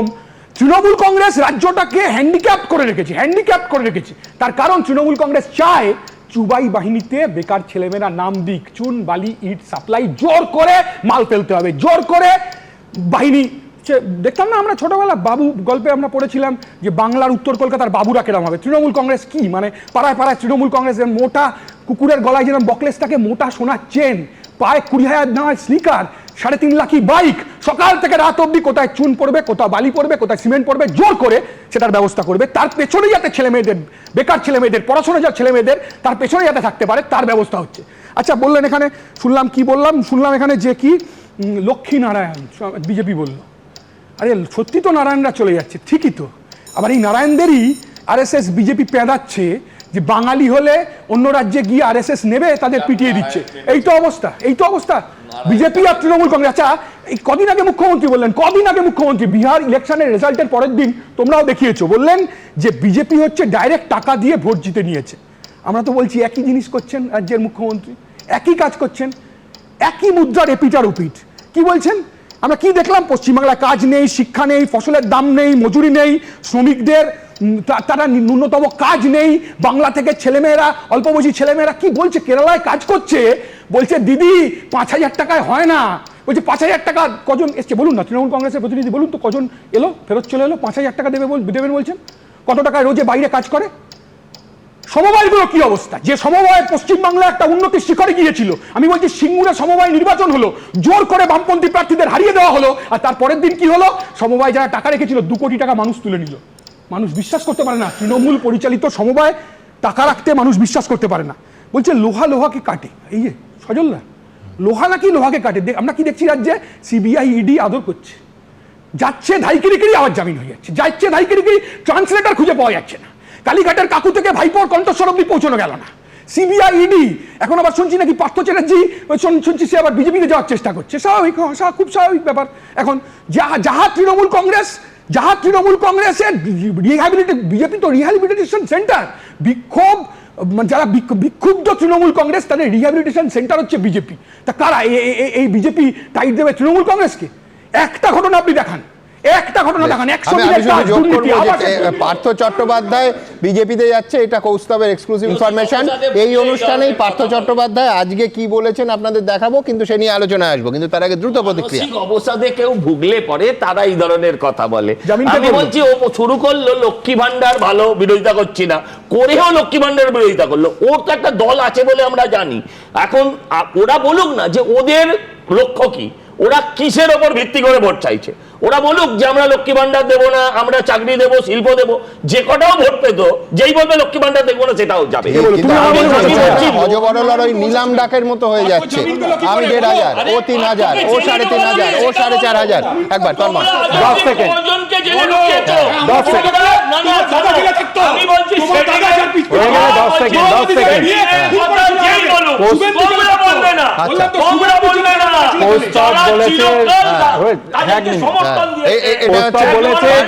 চট্টোপাধ্যায়ের কপিরাইট নিয়ে ঝগড়া, হ্যাঁ, যে পশ্চিমবাংলা 1 নম্বরে থাকতো। আমি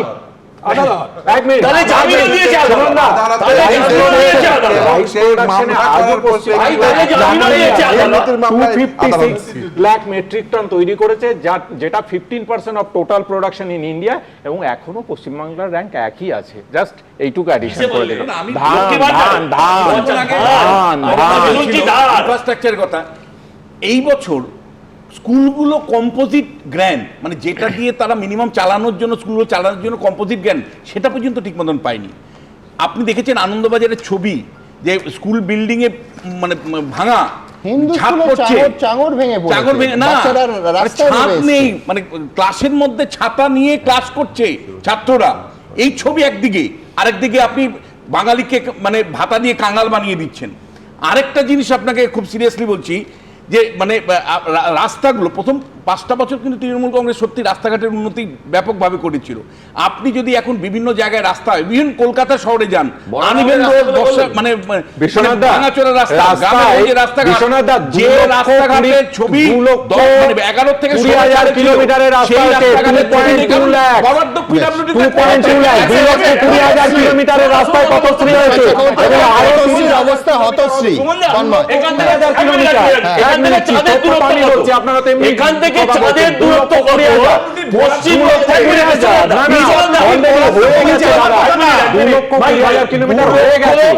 2,20,000 কিলোমিটার।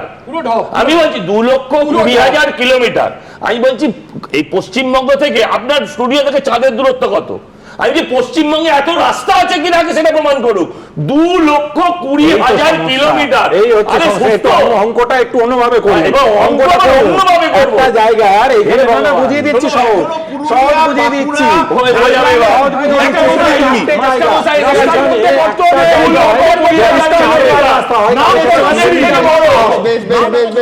দেখুন, আমার মূল ইস্যুতে ফিরতেই হবে।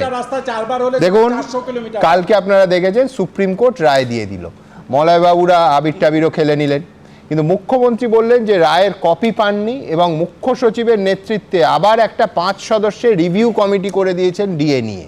রাজ্যের মাননীয় মুখ্যমন্ত্রী কালকে সুপ্রিম কোর্টের রায়ের পর যখন আমরা প্রশ্ন করি ঠিক কি বলেছিলেন দেখব। আমরা এখনো রায়ের কপি হাতে পাইনি, আমাদের স্টাডি করতে দিন।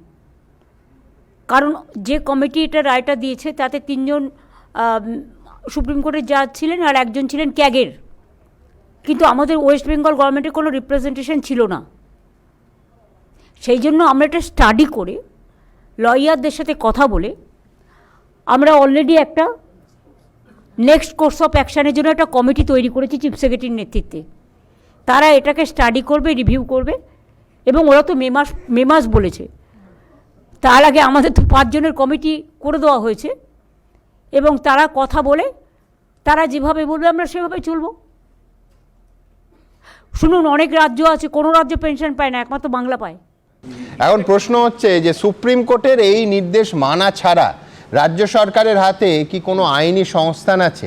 এই প্রশ্ন কেন তুলছি, কারণ এর আগে আমরা দেখেছি গত বছর 16ই মে এই সুপ্রিম কোর্টেরই নির্দেশ এসেছিল যে 6 সপ্তাহের মধ্যে 25% ডিএ মিটিয়ে দিতে হবে।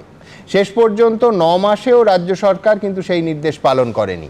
ঠিক সেই কারণে প্রশ্ন উঠছে যে গতকাল এই রায়ের পর রাজ্য সরকারের হাতে বকেয়া ডিএ মেটানো ছাড়া আর কোনো আইনি পথ কি খোলা আছে? আইনজীবী ফিরদৌস শামীম কি মনে করেন? দেখুন, আপনি যদি দেখেন, আপনি যে নির্দেশের কথা বললেন 16 মে 2025-এর নির্দেশ, একদম আজকে যদি দেখেন সেই ডিএর যে জাজমেন্ট, সেই জাজমেন্টের যেটা কনক্লুশন অ্যান্ড ডিরেকশন পার্টের ওই প্যারা 59-এ সেই অর্ডারটিকে কোট করেছেন, কোট করে বলেছেন ইমিডিয়েট ইফেক্টে সেই 25% এরিয়ার ডিএ মিটিয়ে দিতে। তারপরে একটা কমিটি তৈরি করে দিয়েছেন, এবং কমিটির কম্পোজিশনটা বুঝুন। মাথায় একজন চেয়ারপারসন হিসেবে রয়েছেন সুপ্রিম কোর্টের প্রাক্তন বিচারপতি, সঙ্গে আর 2 জন বিচারপতি, আর তার সঙ্গে সিএজি। কেন করেছে? এই 16 মে 2025-এর এই নির্দেশ নেওয়ার পরে আপনার মনে থাকবে সেই নির্দেশ নেওয়ার মডিফিকেশন চেয়ে স্টেট গভর্নমেন্ট একটা অ্যাপ্লিকেশন করেছিল। সেই অ্যাপ্লিকেশনের প্রথম যে গ্রাউন্ডটি স্টেট গভর্নমেন্ট নিয়েছিল সেটি হলো 2025-26 অর্থবর্ষে যত টাকা স্টেটের আয় হয় তার 1.3 টাইমস, অর্থাৎ 100 টাকা আয় হলে 130 টাকা মাত্র 3টে হেডে খরচ হয়ে যায়। কি কি 3টে হেড? এক হচ্ছে স্যালারি, দ্বিতীয় হচ্ছে পেনশন, আর তৃতীয় হচ্ছে যে পরিমাণ ঋণ নিয়েছে না তার ইন্টারেস্ট দিতে। এই যে আজ গতকাল বাজেট হলো না, তার বাজেটে আমি দেখছিলাম আজকে আনন্দবাজার পত্রিকাতেই, বাজেটে নাকি অ্যালোকেশন হয়েছে, অর্থাৎ রাজ্যের আয় হচ্ছে 1,18,000 কোটি টাকার একটু বেশি, আর রাজ্যের সামাজিক ব্যয় খাতে ব্যয় বরাদ্দ হচ্ছে 1,20,000 কোটি টাকা। তাহলে যে রাজ্যের আয়ের 1.3 টাইমস মাত্র 3টে হেডে ব্যয় হয়, যেটি হচ্ছে স্থায়ী খরচ, কারণ বাজেটের দুটো অংশ থাকে, একটা হচ্ছে স্থায়ী খরচ, একটা হচ্ছে অস্থায়ী খরচ। অস্থায়ী খরচ যদি রাজ্যের আয়ের থেকে বেশি হয় আর স্থায়ী খরচ যদি রাজ্যের আয়ের 1.3 টাইমস হয়, তাহলে বুঝতে পারছেন যে রাজ্যটা কিভাবে চলছে। আমাদের FRBM অ্যাক্ট আছে, সেই FRBM অ্যাক্টে রাজ্যের ঋণ নেওয়ার ক্ষমতা সীমিত, ক্যাপেক্স করা আছে, সেখানে বরোয়িং ক্ষমতা একদম সিলিং করা আছে। এরপরে রাজ্য বলছে আবার ফার্দার অস্থায়ী খরচ সে বাড়াচ্ছে, কি না বেকার ভাতা, লক্ষ্মীর ভান্ডারে বাড়াবো। রাজ্য একদিকে কর্মচারীদের ডিএ দিচ্ছেন না, অপরদিকে সেই রাজ্যই অস্থায়ী খরচ সেটা বাড়িয়ে চলছেন। রাজ্য আসলে চাইছেনটা কি? এই যে আপনি বললেন না যে এর কোনো আইনগত কোনো প্রভিশন রয়েছে, রাজ্যের হাতে কোনো উপায় আছে? দেখুন, স্বাভাবিকভাবেই যে কোনো রায় হতে পারে সুপ্রিম কোর্টে, আপনি পুনর্বিবেচনা চাইতে পারেন। রিভিউ অ্যাপ্লিকেশন করতে গেলে আমি এর আগেও বলেছিলাম যে রিভিউ পিটিশন চাকরি 26,000-এর চাকরির ক্ষেত্রে রিভিউ পিটিশন কতভাবে মানে মূল রায় পাল্টেছে কিনা এই পরিসংখ্যান মানে বোধহয় 99.9 ক্ষেত্রে হয় না। আমি আপনি মনে থাকবেন আপনি এসএসসি তে আমাকে একই প্রশ্ন করেছিলেন, আমি বলেছিলাম যে রিভিউ অ্যাপ্লিকেশন করলে সেটা বাতিল হবে। এক্ষেত্রেও বলছি রিভিউ বাতিল তো হবেই, তার কারণ একেবারে স্পষ্ট রায়ে বলা আছে। কেন? কিন্তু কালক্ষয় করা যায়, মানে সময় নেওয়া যায়, টাইম বাই করা যায়, কোনো উপায় নেই এই রায়ের ক্ষেত্রে। কেন বলছি? তার কারণ এই রায়ের ডিরেকশন পর্যায়ে, অর্থাৎ নির্দেশনামায় নির্দিষ্টভাবে বলা আছে টাইম বাউন্ড ম্যানারে ইমিডিয়েটলি 25% কমিটি নির্ধারিত। কিন্তু ঠিক একই রকম টাইম বাউন্ড ম্যানারে গত বছরের রায়তেও বলা ছিল না, ওটা অন্তর্বর্তীকালীন নির্দেশ ছিল, আপনাকে মাথায় রাখতে হবে। তখন অন্তর্বর্তীকালীন নির্দেশ ছিল, তখন মামলাটি বিচারাধীন ছিল, ইন্টারিম অর্ডার ছিল, তারপরে অ্যাপ্লিকেশন করেছে, মডিফিকেশন অ্যাপ্লিকেশন, এখন মূল রায় হয়েছে। এবং তারপরে কিন্তু রায়ের আপনি অন্তিম পর্যায়ে 60 নম্বর প্যারাগ্রাফে দেখবেন একদম স্ট্যাটাস রিপোর্ট চেয়েছে এবং কমপ্লায়েন্স রিপোর্ট জমা দিতে হবে। অর্থাৎ এই নির্দেশনামাটি 25% এরিয়ার দিয়ে এখনই, এবং ওই কমিটি নির্ধারিত ফার্স্ট ইনস্টলমেন্ট 31 মার্চের মধ্যে দিয়ে দিতে হবে, 15 এপ্রিলের মধ্যে কমপ্লায়েন্স রিপোর্ট, স্ট্যাটাস রিপোর্ট। সাধারণভাবে কি হয়, যে কোনো রায় দেখবেন একটা রায় দেওয়ার পরে সেটা ডিসপোজড অফ করে দেয়, কিন্তু এই রায়ের ক্ষেত্রে মহামান্য সর্বোচ্চ ন্যায়ালয় বুঝেছেন যে এই সরকার আসলে এই যে ডিলে ট্যাকটিস সেটা এর আগে অ্যাপ্লাই করেছিল অন্তর্বর্তীকালীন নির্দেশের ক্ষেত্রে, তাই এখানে টাইম বাউন্ড ম্যানারে স্ট্যাটাস রিপোর্ট চেয়েছেন এবং সেখান থেকে পরিষ্কার, কারণ রিভিউ করতে গেলে আপনি রিভিউ অ্যাপ্লিকেশন দেবেন, তারপরে সাধারণভাবে এটা চেম্বারে অ্যাডজুডিকেশন হয় এবং ওই বিচারপতি দ্বয়ের কাছেই যাবে। ফলে খুব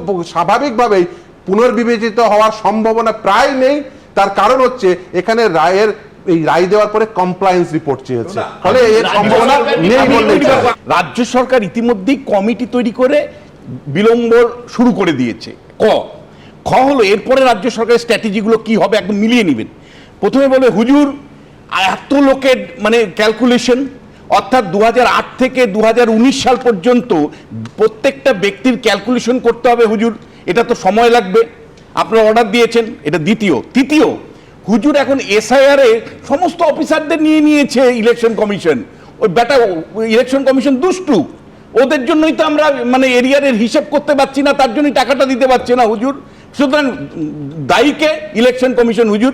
থার্ড যেটা, যেই মুহূর্তে SIR এর পরে ভোট ঘোষণা হয়ে যাবে হুজুর, এখন তো নির্বাচন ঘোষণা হয়ে গেছে, এখন নির্বাচনের সময় কি করে টাকা দিব, তাহলে তো ভোটারদের প্রভাবিত হয়ে যাবে।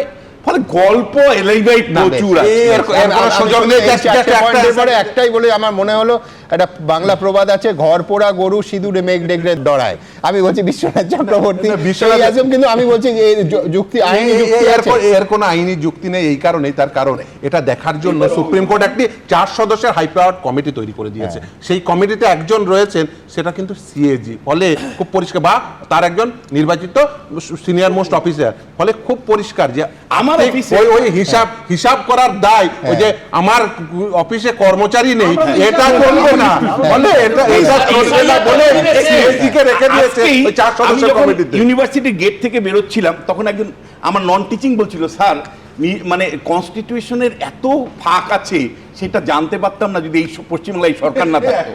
কেন বলছি যে শেষ পর্যন্ত কিন্তু আদালতের হাতে না পুলিশ আছে না এক্সিকিউটিভ কোনো অর্গান আছে।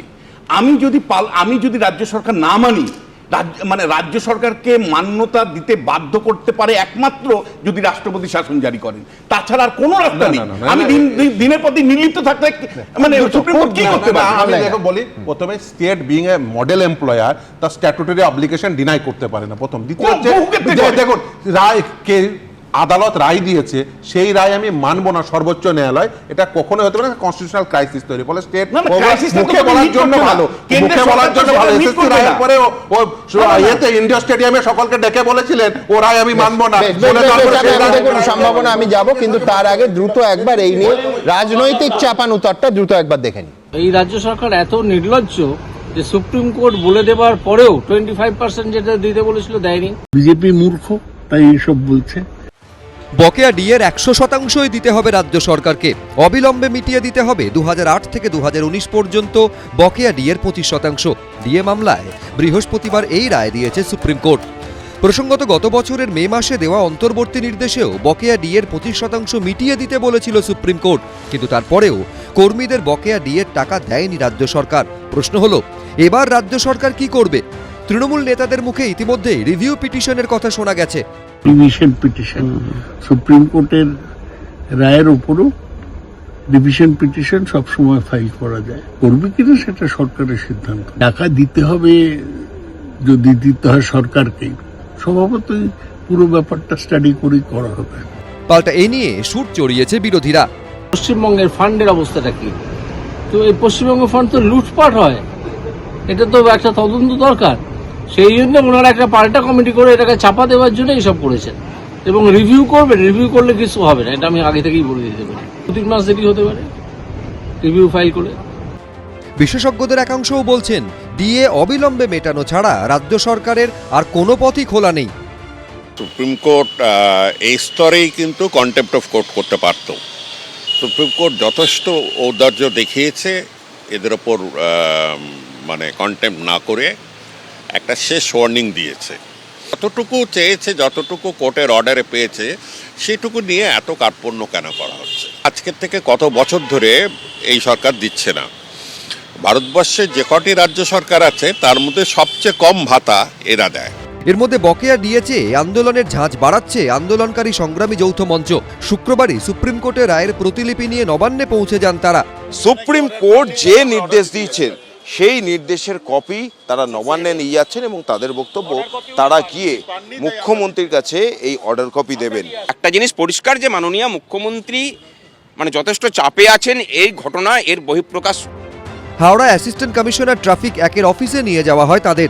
সংগ্রামী যৌথ মঞ্চের দাবি পুলিশ কর্মীরা ডেপুটেশনের কপি জমা দেয় নবান্নে। ব্রতদীপ ভট্টাচার্য, অনির্বাণ বিশ্বাস, বিজেন্দ্র সিংহ, এবিপি আনন্দ। দেখুন, লক্ষ্মীর ভাণ্ডারের বাড়তি টাকা শুধু মমতা বন্দ্যোপাধ্যায় বাজেটে ঘোষণা করেছেন তা নয়, আজ থেকেই মানে অন্তর্বর্তী বাজেট ঘোষণার পরের দিন থেকেই 1,500 করে অ্যাকাউন্টে পড়তে শুরু করে দিয়েছে।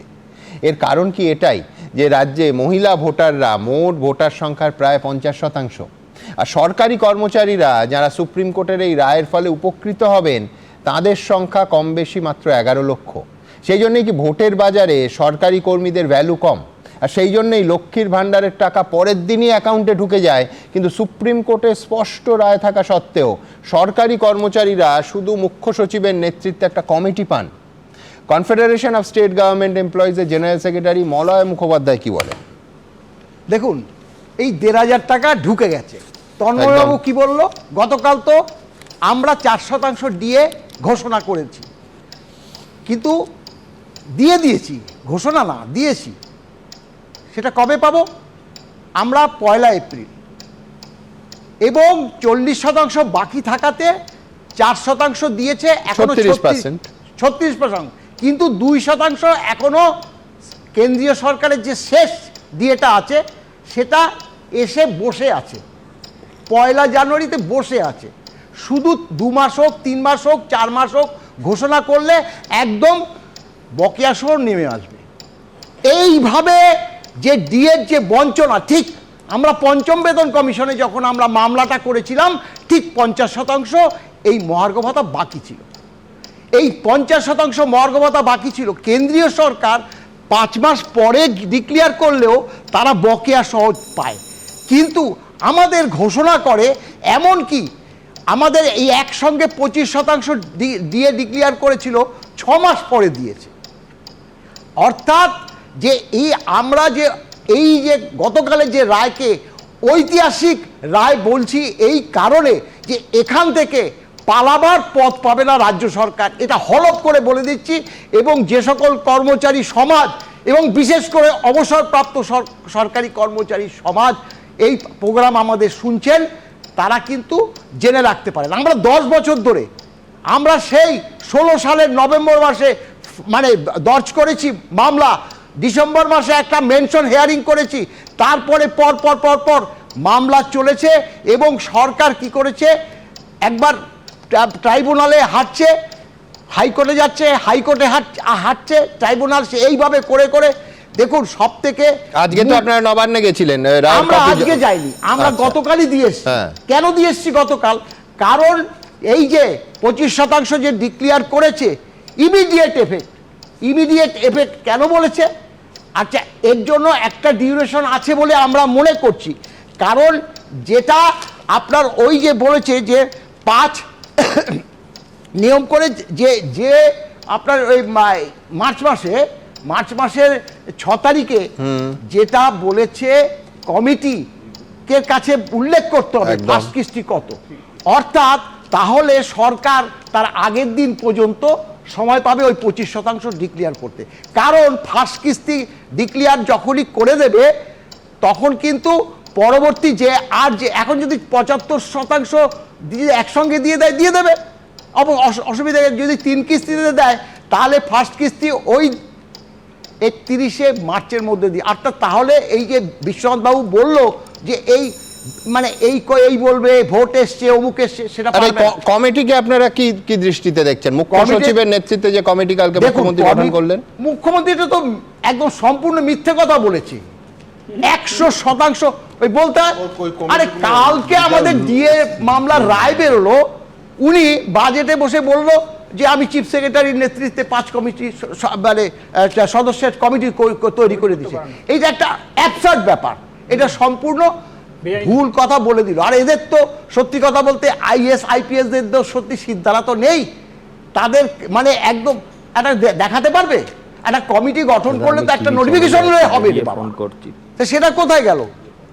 অর্থাৎ দেখুন, আমরা যে ডিএ মামলা যে করেছি, আমার দেখুন লড়াই একটা পথ, আইনি একটা পথ। আমরা আইনি পথে গিয়েছি, কারণ কি এই সরকার এতটা প্রতিহিংসামূলক চরিতার্থ আচরণ করে, যদি ইন সার্ভিস যারা আছে তাদেরকে নিয়ে যদি আমরা রাস্তায় নামি তাহলে কি করবে? তাদের সাগর থেকে পাহাড়ে বদলি করে দেবে। বহু উদাহরণ আছে। এখন দেখুন একটা এস্টাবলিশমেন্ট এবং সেক্রেটারিয়েট স্ট্যাটাস অনুযায়ী যারা কাজ করছে তারা সত্যি ব্রিলিয়ান্ট। পিএসসি পরীক্ষা দিয়ে এসছে, কারণ পিএসসিতে প্রথম দিকে সেক্রেটারিয়েট, নিচের দিকে ডাইরেক্টরেট, আর রিজিওনাল স্তরে বাম আমলে আপনার এমপ্লয়মেন্ট এক্সচেঞ্জ থেকে নেওয়া হতো। কিন্তু এই সেক্রেটারিয়েট কর্মচারী দিলেদের একদম আপনার সাগর থেকে পাহাড়ে বদলি করে দিচ্ছে। কারণ ডিএ যে বঞ্চনা, সেই বঞ্চনা বাম আমলে ছিল, আমরা অস্বীকার করি না, কিন্তু এবার এই তৃণমূলের মানে আমলে আকাশ ছোঁয়া, গগনচুম্বী। অর্থাৎ আমরা কিন্তু এই মামলাটাও করতে পারতাম। উনি নিশ্চয়ই মানবেন। এক বাম আমলের কথা তুললেন। বাম আমলে আমার বাবা যেহেতু শিক্ষক ছিলেন, আমি দেখেছি বাম আমলের মাইনেটা প্রথম কথা হচ্ছে মাইনেটা কবে পাওয়া যেত? মাইনে আজ হবে কাল হবে করতে করতে মাইনেটা 20 তারিখ স্কুল টিচারদের একদম না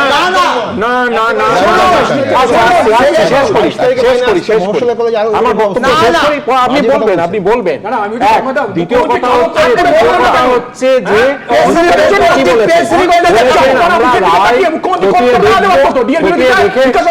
বলেননি দেবো না, বলেছেন মুখ্য সচিবের নেতৃত্বে একটা কমিটি করা হয়েছে, তারা রায়টা পুরো খতিয়ে দেখবেন, দেখে সেই মতো ব্যবস্থা নেওয়া হবে। যেখানে মুখ্যমন্ত্রী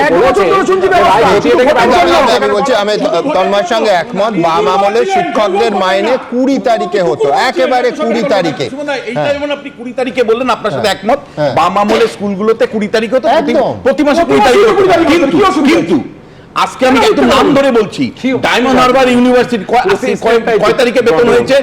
বিভিন্ন বিশ্ববিদ্যালয়গুলো কয় তারিখে বেতন হচ্ছে? এক সেকেন্ড, এগুলো জানবে না তোমরা। বিশ্ববিদ্যালয়ে বহু নিজেদের মানে ঠিক মতো মূল্যায়ন পায় না যখন, বা বেতনের টাকা ঢোকে না যখন, তখন মানে 7 দিন 8 দিন 10 দিন পরে বেতন পাচ্ছেন। আমি নির্দিষ্ট করে বলছি, ডায়মন্ড হারবার বিশ্ববিদ্যালয় অভিষেক বন্দ্যোপাধ্যায় কনস্টিটিউয়েন্সির আন্ডারে এই মাসে কয় তারিখে বেতন হয়েছে সেটা দেখুন। আমি শোনলাম, আমি একটা কথা বলছি যে সময় পাওয়া কিন্তু অধিকার। আমার দলও অস্বীকার করছে না, আমাদের সরকারও অস্বীকার করছে দুটো জিনিস, শুধুমাত্র একটা রাজ্য নয়, এছাড়াও কেরালা,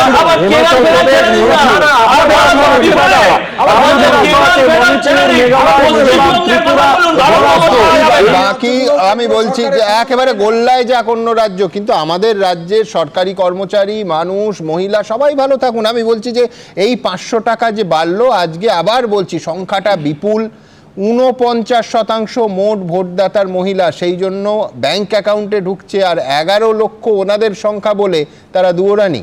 আমি দ্রুত একবার দেখাবো, যেটা লক্ষ্মীর ভাণ্ডার সরাসরি টাকা। আবার বলছি, প্রশংসনীয় প্রকল্প, যে প্রকল্প এখন মডেল কপি হচ্ছে, কপি পেস্ট হচ্ছে গোটা দেশ জুড়ে।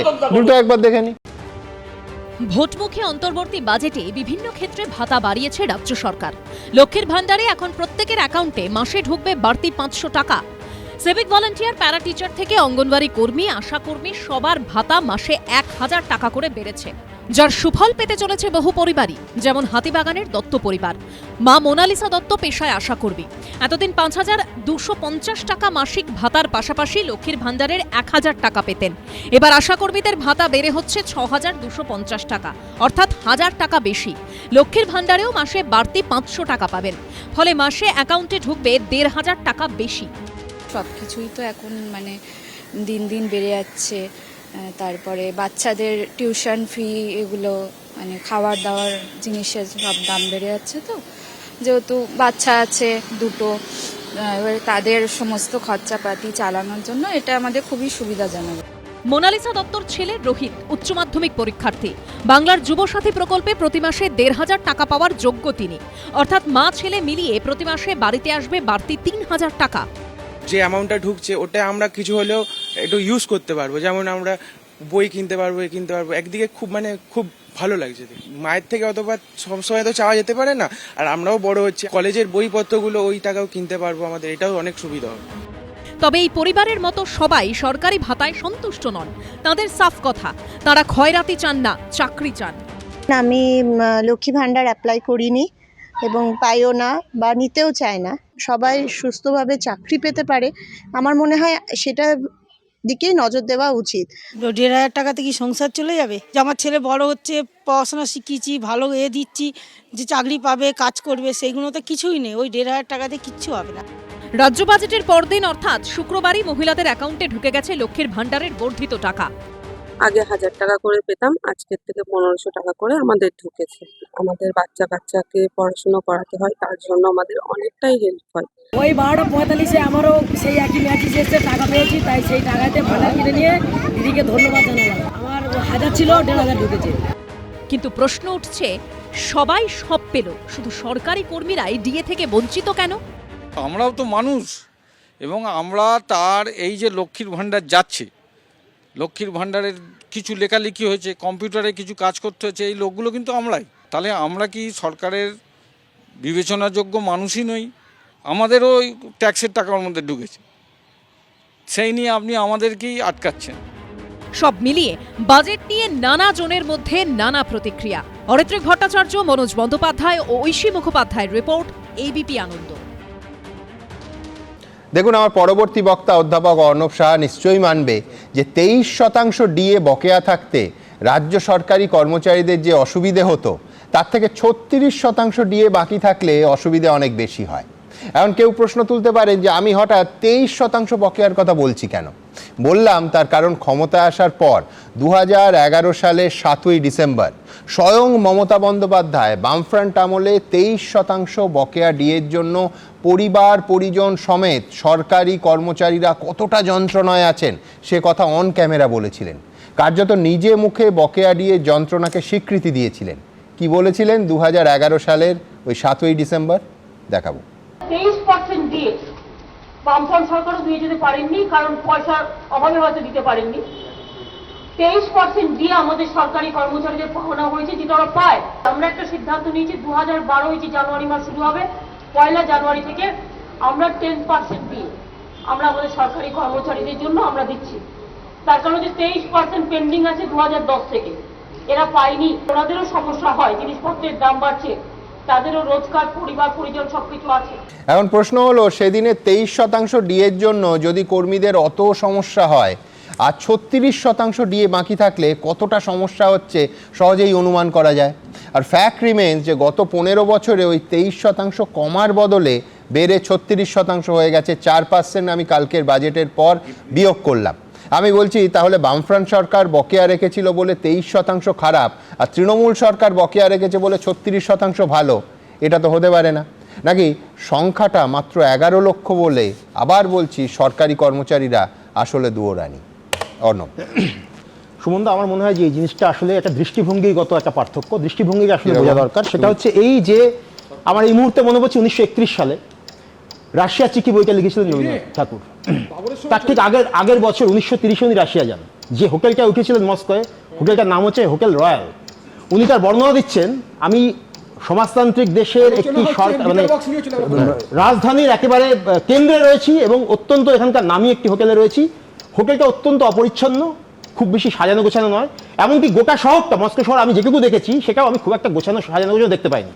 কেন? উনি তা সত্ত্বেও উনি কিন্তু রাশিয়ান বিপ্লবকে উনি সমর্থন করছেন। কেন বলছেন? বলছে সমস্ত রক্ত যদি গিয়ে মুখে জমা হয় তাহলে সেটাকে স্বাস্থ্য বলে না। এখানে যেটা হয়েছে সেটা হচ্ছে সরিয়ে গোটা শরীরটার মধ্যে রক্তকে সরিয়ে দেওয়া হচ্ছে, এটা উনি বলেছিলেন। এখন এটা আমি রাশিয়া চিকির উদাহরণ দিচ্ছি এই জন্য নয় যে আমি এখানকার সরকারকে সমাজতান্ত্রিক সরকার বলছি না। আমি যেটা বলছি সেটা হচ্ছে এই, আমি বলছি যে অগ্রাধিকারের জায়গাটা আমরা কোন জায়গায় ধরবো। ধরুন যিনি 1,80,000 টাকা মাসে রোজগার করেন বা 2 লক্ষ টাকা রোজগার করেন, তার মাইনেটা বেড়ে 2.5 লক্ষ টাকা হওয়াটা আগে দরকার, নাকি যে লোকটা মাসে রোজগার করে হচ্ছে 12,000 টাকা, তার রোজগারটা 18,000 টাকা করা আগে দরকার। কেন বলছি? তার সংসারের খরচের নিরিখে এবং তার বেঁচে থাকার নিরিখে, তার জীবনযাত্রার নিরিখে বিচার করতে হবে। 12 লক্ষ টাকা বেতন পাওয়াটা কোনো অপরাধ নয়। অপরাধ নয় তো, একদম আমার বলছি দৃষ্টিভঙ্গির সমস্যা, অপরাধ নয়। কিন্তু একই সঙ্গে এটাও আমি বলছি, নীতি আয়োগের লেটেস্ট যে রিপোর্ট বেরিয়েছে তাতেও দেখা গেছে গোটা ভারতবর্ষের 90% মানুষের গড় আয় হচ্ছে 25,000 টাকার নিচে। তার মানে একটা ব্যাপক বৈষম্য আছে। না, তার মানে যারা উপরে আছে তাদের আইনি অধিকারটা আমি বঞ্চনা করব, এটা হতে পারে না। একদমই নয়, এটা কখনো বলা হয়নি। সুমনদাকে কখনো বলা হয়নি। যেটা বলা হচ্ছে সেটা হচ্ছে যে এই মুহূর্তের প্রেক্ষিতে দাঁড়িয়ে আমরা হিসেবটা করছি কেন্দ্রের নিরিখে। আমরা বকেয়া কার নিরিখে বলছি? কেন্দ্রের নিরিখে বলছি। এবার কেন্দ্রীয় সরকার যে দৃষ্টিকোণ নিয়ে চলছে বা যে পদ্ধতি নিয়ে চলছে, রাজ্য সরকার তার একটা বিকল্প মডেলের চেষ্টা তৈরি করেছে। ঠিক, এবং তার মানে অন্য তোমায় মানতে হবে, অর্থাৎ 2011 সালে মমতা বন্দ্যোপাধ্যায় যে দৃষ্টিভঙ্গি নিয়ে আমি অন ক্যামেরা দেখালাম যা বলেছিলেন সেটা ভ্রান্ত ছিল। না, ভ্রান্তির জায়গা নয়। দুটো তো একসঙ্গে ঠিক হতে পারে না। হয় ওটা ঠিক নয়, আজকের দৃষ্টিভঙ্গি ঠিক। প্রকল্প চলছে সুমনদা, আমাদের উন্নয়নের যে মডেল, সেই মডেলটা কোন সমাজের সমস্ত অংশের মানুষকে এক্স্যাক্টলি, মানে আমি অর্ণব, আই কান্ট এগ্রি মোর। এক সেকেন্ড অর্ণব, তোমার সঙ্গে আমি সম্পূর্ণ একমত যে এই উন্নয়নের মডেল এবং মমতা বন্দ্যোপাধ্যায়ের 100টা প্রকল্প, যার মধ্যে আমি মনে করি বেশ কয়েকটা জনকল্যাণমূলক প্রকল্প এই মুহূর্তে রাজ্যে চলছে, তার রূপায়ণ কারা করছে? ওই সরকারি কর্মচারীরা, যারা নিজেরা বঞ্চিত থেকে কেন করবে? আমি বলছি যে এমনকি শিক্ষাক্ষেত্রে যে শিক্ষকেরা রয়েছেন, বিভিন্ন স্তরে যারা রয়েছেন, তারা তো শিক্ষা পরিষেবাটাই প্রদান করছেন, ঠিক কথা, আমি অস্বীকার করছি না। কিন্তু আমি বলছি যে আমি এটাও কিন্তু আমি সমর্থন করছি না যে 36% বাদ রয়ে গিয়েছে, এটা ঠিক হয়েছে, তাও আমি বলছি না।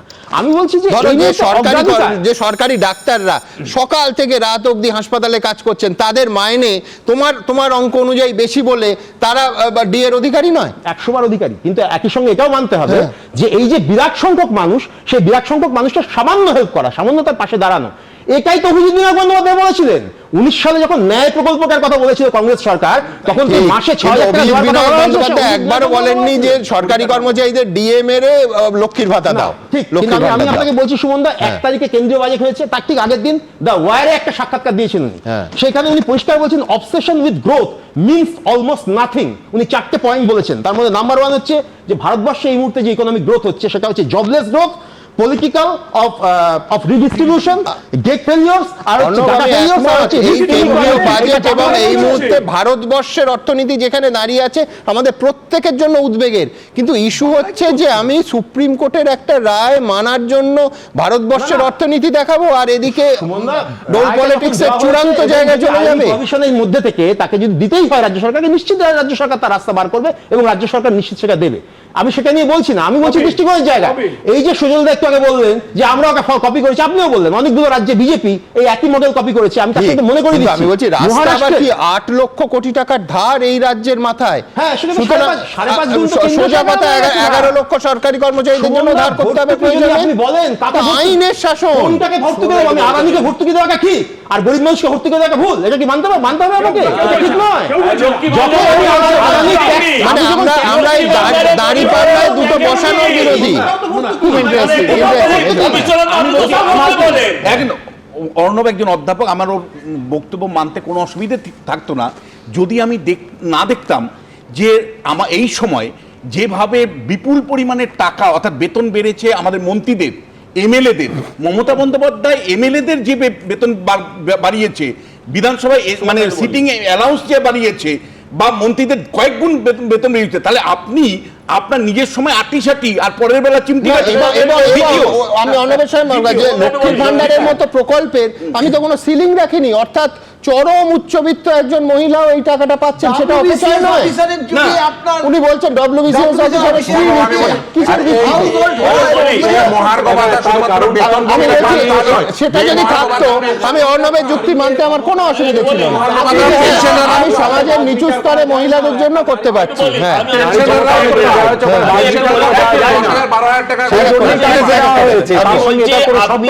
সরকারি কর্মচারী, আপনি ডিএ পেলে আপনি ডিএটা ত্যাগ করে দেবেন তো? আমি আপনাকে বলছি, শুনুন না, একটু বলতে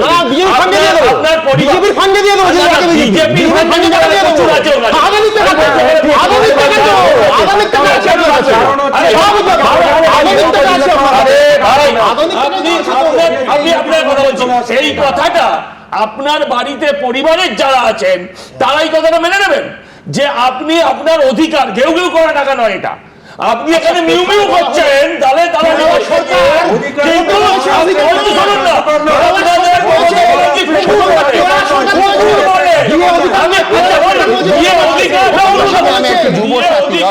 বেকার ভাতা যুবসাথী প্রকল্প নিয়ে পরের প্রতিবেদনটা নিয়ে নেব। কলেজ পড়ুয়াদের ফিজ টিজ ইত্যাদি বা খাওয়া দাওয়ার খরচা ইত্যাদির জন্য বাবা মার ওপর ডিপেন্ডেন্ট থাকতে হবে না কিছু অংশে। 1,500 টাকা এখন এলো কেন ভোটের আগে? বিধানসভা ভোটের আগে অন্তর্বর্তী বাজেট, আর সেই বাজেটেই নতুন প্রকল্প ঘোষণা করেছে তৃণমূল সরকার। ভোটের আগে অন্তর্বর্তী বাজেটে বেকার যুবদের জন্য নতুন প্রকল্পের ঘোষণা করেছেন অর্থমন্ত্রী চন্দ্রিমা ভট্টাচার্য। প্রকল্পের নাম বাংলার যুবসাথী। ন্যূনতম মাধ্যমিক উত্তীর্ণরা এই প্রকল্পের সুবিধা পাবে। প্রতি মাসে 1,500 টাকা করে এই বেকার ভাতা পাওয়া যাবে 5 বছরের জন্য। কেউ প্রকল্পের প্রশংসা করছেন, কেউ বলছেন ভাতা নয় চাকরি চাই। যদি আমি ওই 1,500 টাকাটা পাই, আমি অনেক দূর থেকে আসি, তো সেইখানে আমার যাতায়াতের যে খরচ, টিফিন খরচ, তারপরে সারাদিন ধরুন এসে ক্যাম্পাসে রইলাম, একটা খরচ আছে, সেই খরচটা আমার উঠে আসবে। এই টাকাটা দিয়ে যুব সমাজের মন জয় করার যে চেষ্টা চালানো হচ্ছে সেটা কোনোদিনই সম্ভব হবে না, কারণ এটার একটা পার্মানেন্ট সলিউশন হচ্ছে চাকরি বাকরি যেহেতু দিতে পারছে না, তাই জন্যই এইভাবে একটা বাইপাস হয়েতে কিছু চালিয়ে দিয়ে হচ্ছে ভোটটাকে ক্যাপচার করবে বলে আমার মনে হচ্ছে। 2013 সালে যুব উৎসাহ প্রকল্পের সূচনা করেছিলেন মমতা বন্দ্যোপাধ্যায়, পরে তার নাম হয় যুবশ্রী, আর এবার বাংলার যুবসাথী প্রকল্প। কৃষ্ণেন্দু অধিকারী ও অনির্বাণ বিশ্বাসের রিপোর্ট, এবিপি আনন্দ। দেখুন, আপনারা প্রত্যেকে জানেন যে Facebook, YouTube, x, Insta, thread সমস্ত জায়গায় আমরা কয়েকটা মন্তব্যের ভিত্তিতে আপনারা কি ভাবছেন তার একটা আঁচ পাওয়ার চেষ্টা করি। অন্তর্বর্তী বাজেটে হাত উপুর করে ভাতা বিলিয়ে কি ভোটের আগে বিজেপিকে টেক্কা দিলেন মমতা বন্দ্যোপাধ্যায়? 76% মানুষ মনে করছেন হ্যাঁ টেক্কা দিলেন মমতা বন্দ্যোপাধ্যায়, 23% মানুষ তা মানতে চাননি, 1% মানুষ বলতে চাননি। দীর্ঘমেয়াদী উন্নয়ন নয়, খয়রাতি এখন ভোট জয়ের একমাত্র অস্ত্র। একমাত্র অস্ত্র এটা মনে করছেন 81% মানুষ। 17% মানুষ মনে করছেন যে ভোট জয়ের একমাত্র অস্ত্র খয়রাতি নয়, বলতে চাননি 2%। 500,000 টাকা ভাতা বাড়িয়ে কি সংখ্যাগরিষ্ঠ মানুষের মন জয় করতে পারবেন মমতা বন্দ্যোপাধ্যায়? পারবেন এমনটা মনে করছেন 58% মানুষ, পারবেন না এমনটা মনে করছেন 41% মানুষ, বলতে চাননি 1%। ঠিক এখান থেকে আমি দ্রুত কয়েকটা মন্তব্যে যাব। মিহির কানুনগো তিনি লিখছেন, জনগণের ট্যাক্সের টাকা এভাবে দানছত্রের বাজেট রাজ্যের কোষাগারকে আইসিইউতে পাঠানোর জন্য যথেষ্ট। অতীশচন্দ্র বাবার লিখছেন, ডিএ নিয়ে সুপ্রিম কোর্টের রায়কে কি মান্যতা দেবে রাজ্য, নাকি টালবাহানা চলতেই থাকবে? না চালে বিশ্বাস নেই। অলোক দাশগুপ্ত লিখছেন, ভাতা বাড়লে মানুষের হাতে টাকা আসবে, ক্রয় ক্ষমতা বাড়বে, এতে বাজার চাঙ্গা হবে। বিদ্যুৎ নায়ক লিখছেন, কাজের বদলে ভাতা, এভাবে শিক্ষিত যুব সমাজের ক্ষোভ প্রশমিত করা সম্ভব। রীনা ভৌমিক লিখছেন, অ্যাকাউন্টে মাসে 1,500 টাকা করে ঢুকলে অনেক গরিব মহিলা উপকৃত হবেন। আর ঠিক এই জায়গা থেকে আমার পরের প্রতিবেদন, পার্শ্ব শিক্ষক, সিভিক ভলেন্টিয়ার এবং আশা কর্মীদের নিয়ে এদের প্রত্যেকে মাসে 1,000 টাকা করে টাকার অঙ্ক বাড়িয়েছে রাজ্য সরকার কালকের বাজেটে। দেখুন, ভালো লাগছে, খুশি আছি। আমরা মানসিকভাবে একবারে শ্মশানঘাটে পৌঁছে গেছি। এটা আমাদের বাড়ানো নয়, ভিক্ষা বলতে পারেন। মাসখানেক পরই রাজ্যে বিধানসভা ভোট। তার আগে বৃহস্পতিবার অন্তর্বর্তী বাজেটে একদিকে যেমন লক্ষ্মীর ভাণ্ডারের মতো সামাজিক সুরক্ষা প্রকল্পে ভাতা বাড়িয়েছেন, অন্যদিকে তেমনি পারিশ্রমিক বেড়েছে আশাকর্মী, সিভিক ভলান্টিয়ারদের। কিন্তু কেউ খুশি, কেউ চরম অসন্তুষ্ট। প্রতিবাদের রাস্তায় আশাকর্মীদের মাসিক সাম্মানিক 1,000 টাকা বাড়ানো হয়েছে। সিভিক ভলান্টিয়ার ও ভিলেজ পুলিশদের পারিশ্রমিকও বাড়ানো হয়েছে 1,000 টাকা করে। যদিও ন্যূনতম 15,000 টাকা মাসিক বেতনের দাবিতে আন্দোলনে অনড় আশাকর্মীরা। শুক্রবার ফের স্বাস্থ্য ভবন অভিযান করেন আশাকর্মীরা। স্বাস্থ্য ভবনের অদূরে ছিল কড়া পুলিশি প্রহরা, সেখানেই তাদের আটকে দেয় পুলিশ। আমরা আশাকর্মী 24x7 দিন আমরা কাজ করে চলেছি, তাদের ক্ষেত্রে বাড়ানো হলো 1,000 টাকা। এটা কি আমাদের সাথে অন্যায় হলো না? সিভিক ভলান্টিয়ারদের অনেকেই অবশ্য ভাতা বৃদ্ধিতে খুশি। আমাদের যা বেতন ছিল, এবার সরকার খুব হয়তো আমাদের ভালোর জন্য 1,000 টাকা বাড়াইছে, আমরা তাদের খুশি। এবারের বাজেটে আইসিডিএস বা অঙ্গনওয়াড়ির কর্মী ও সহায়কদের মাসিক সাম্মানিকও 1,000 টাকা বাড়ানোর প্রস্তাব দেওয়া হয়েছে। বাজেটে যে দিদি আমাদের জন্য ভেবেছে 1,000 টাকা করে বেড়েছে, এটাতে আমরা খুবই খুশি হয়েছি। এটাতে আমরা খুশি নই, একদমই খুশি নই। কারণ 1,000 টাকায় যদি কোনো এক বাড়িতে 1 বা 2 ব্যক্তি থাকে, তার পক্ষেও সংসার চালানো সম্ভব নয়। প্যারাটিচার, শিক্ষাবন্ধু, সহায়ক, সহায়িকা, স্পেশাল এডুকেটর ও ম্যানেজমেন্ট স্টাফদেরও মাসিক ভাতা বাড়ছে আরও 1,000 টাকা। পাশাপাশি কর্মরত অবস্থায় মৃত্যু হলে নিকট আত্মীয়কে এককালীন 5 লক্ষ টাকা দেওয়া হবে। আমরা একেবারে আশাহত হয়ে গেলাম। 22 বছর দীর্ঘ পূর্ণ শিক্ষকের মতন কাজ করে একটা দিনমজুরের হাজিরাও আজকে আমরা যে বর্তমান জগতে পাচ্ছি না। সব মিলিয়ে ভাতা বৃদ্ধি ঘিরে দরজা চরমে। অরিত্রিক ভট্টাচার্য, পূর্ণেন্দু সিংহ, শুভেন্দু ভট্টাচার্যর রিপোর্ট, এবিপি আনন্দ।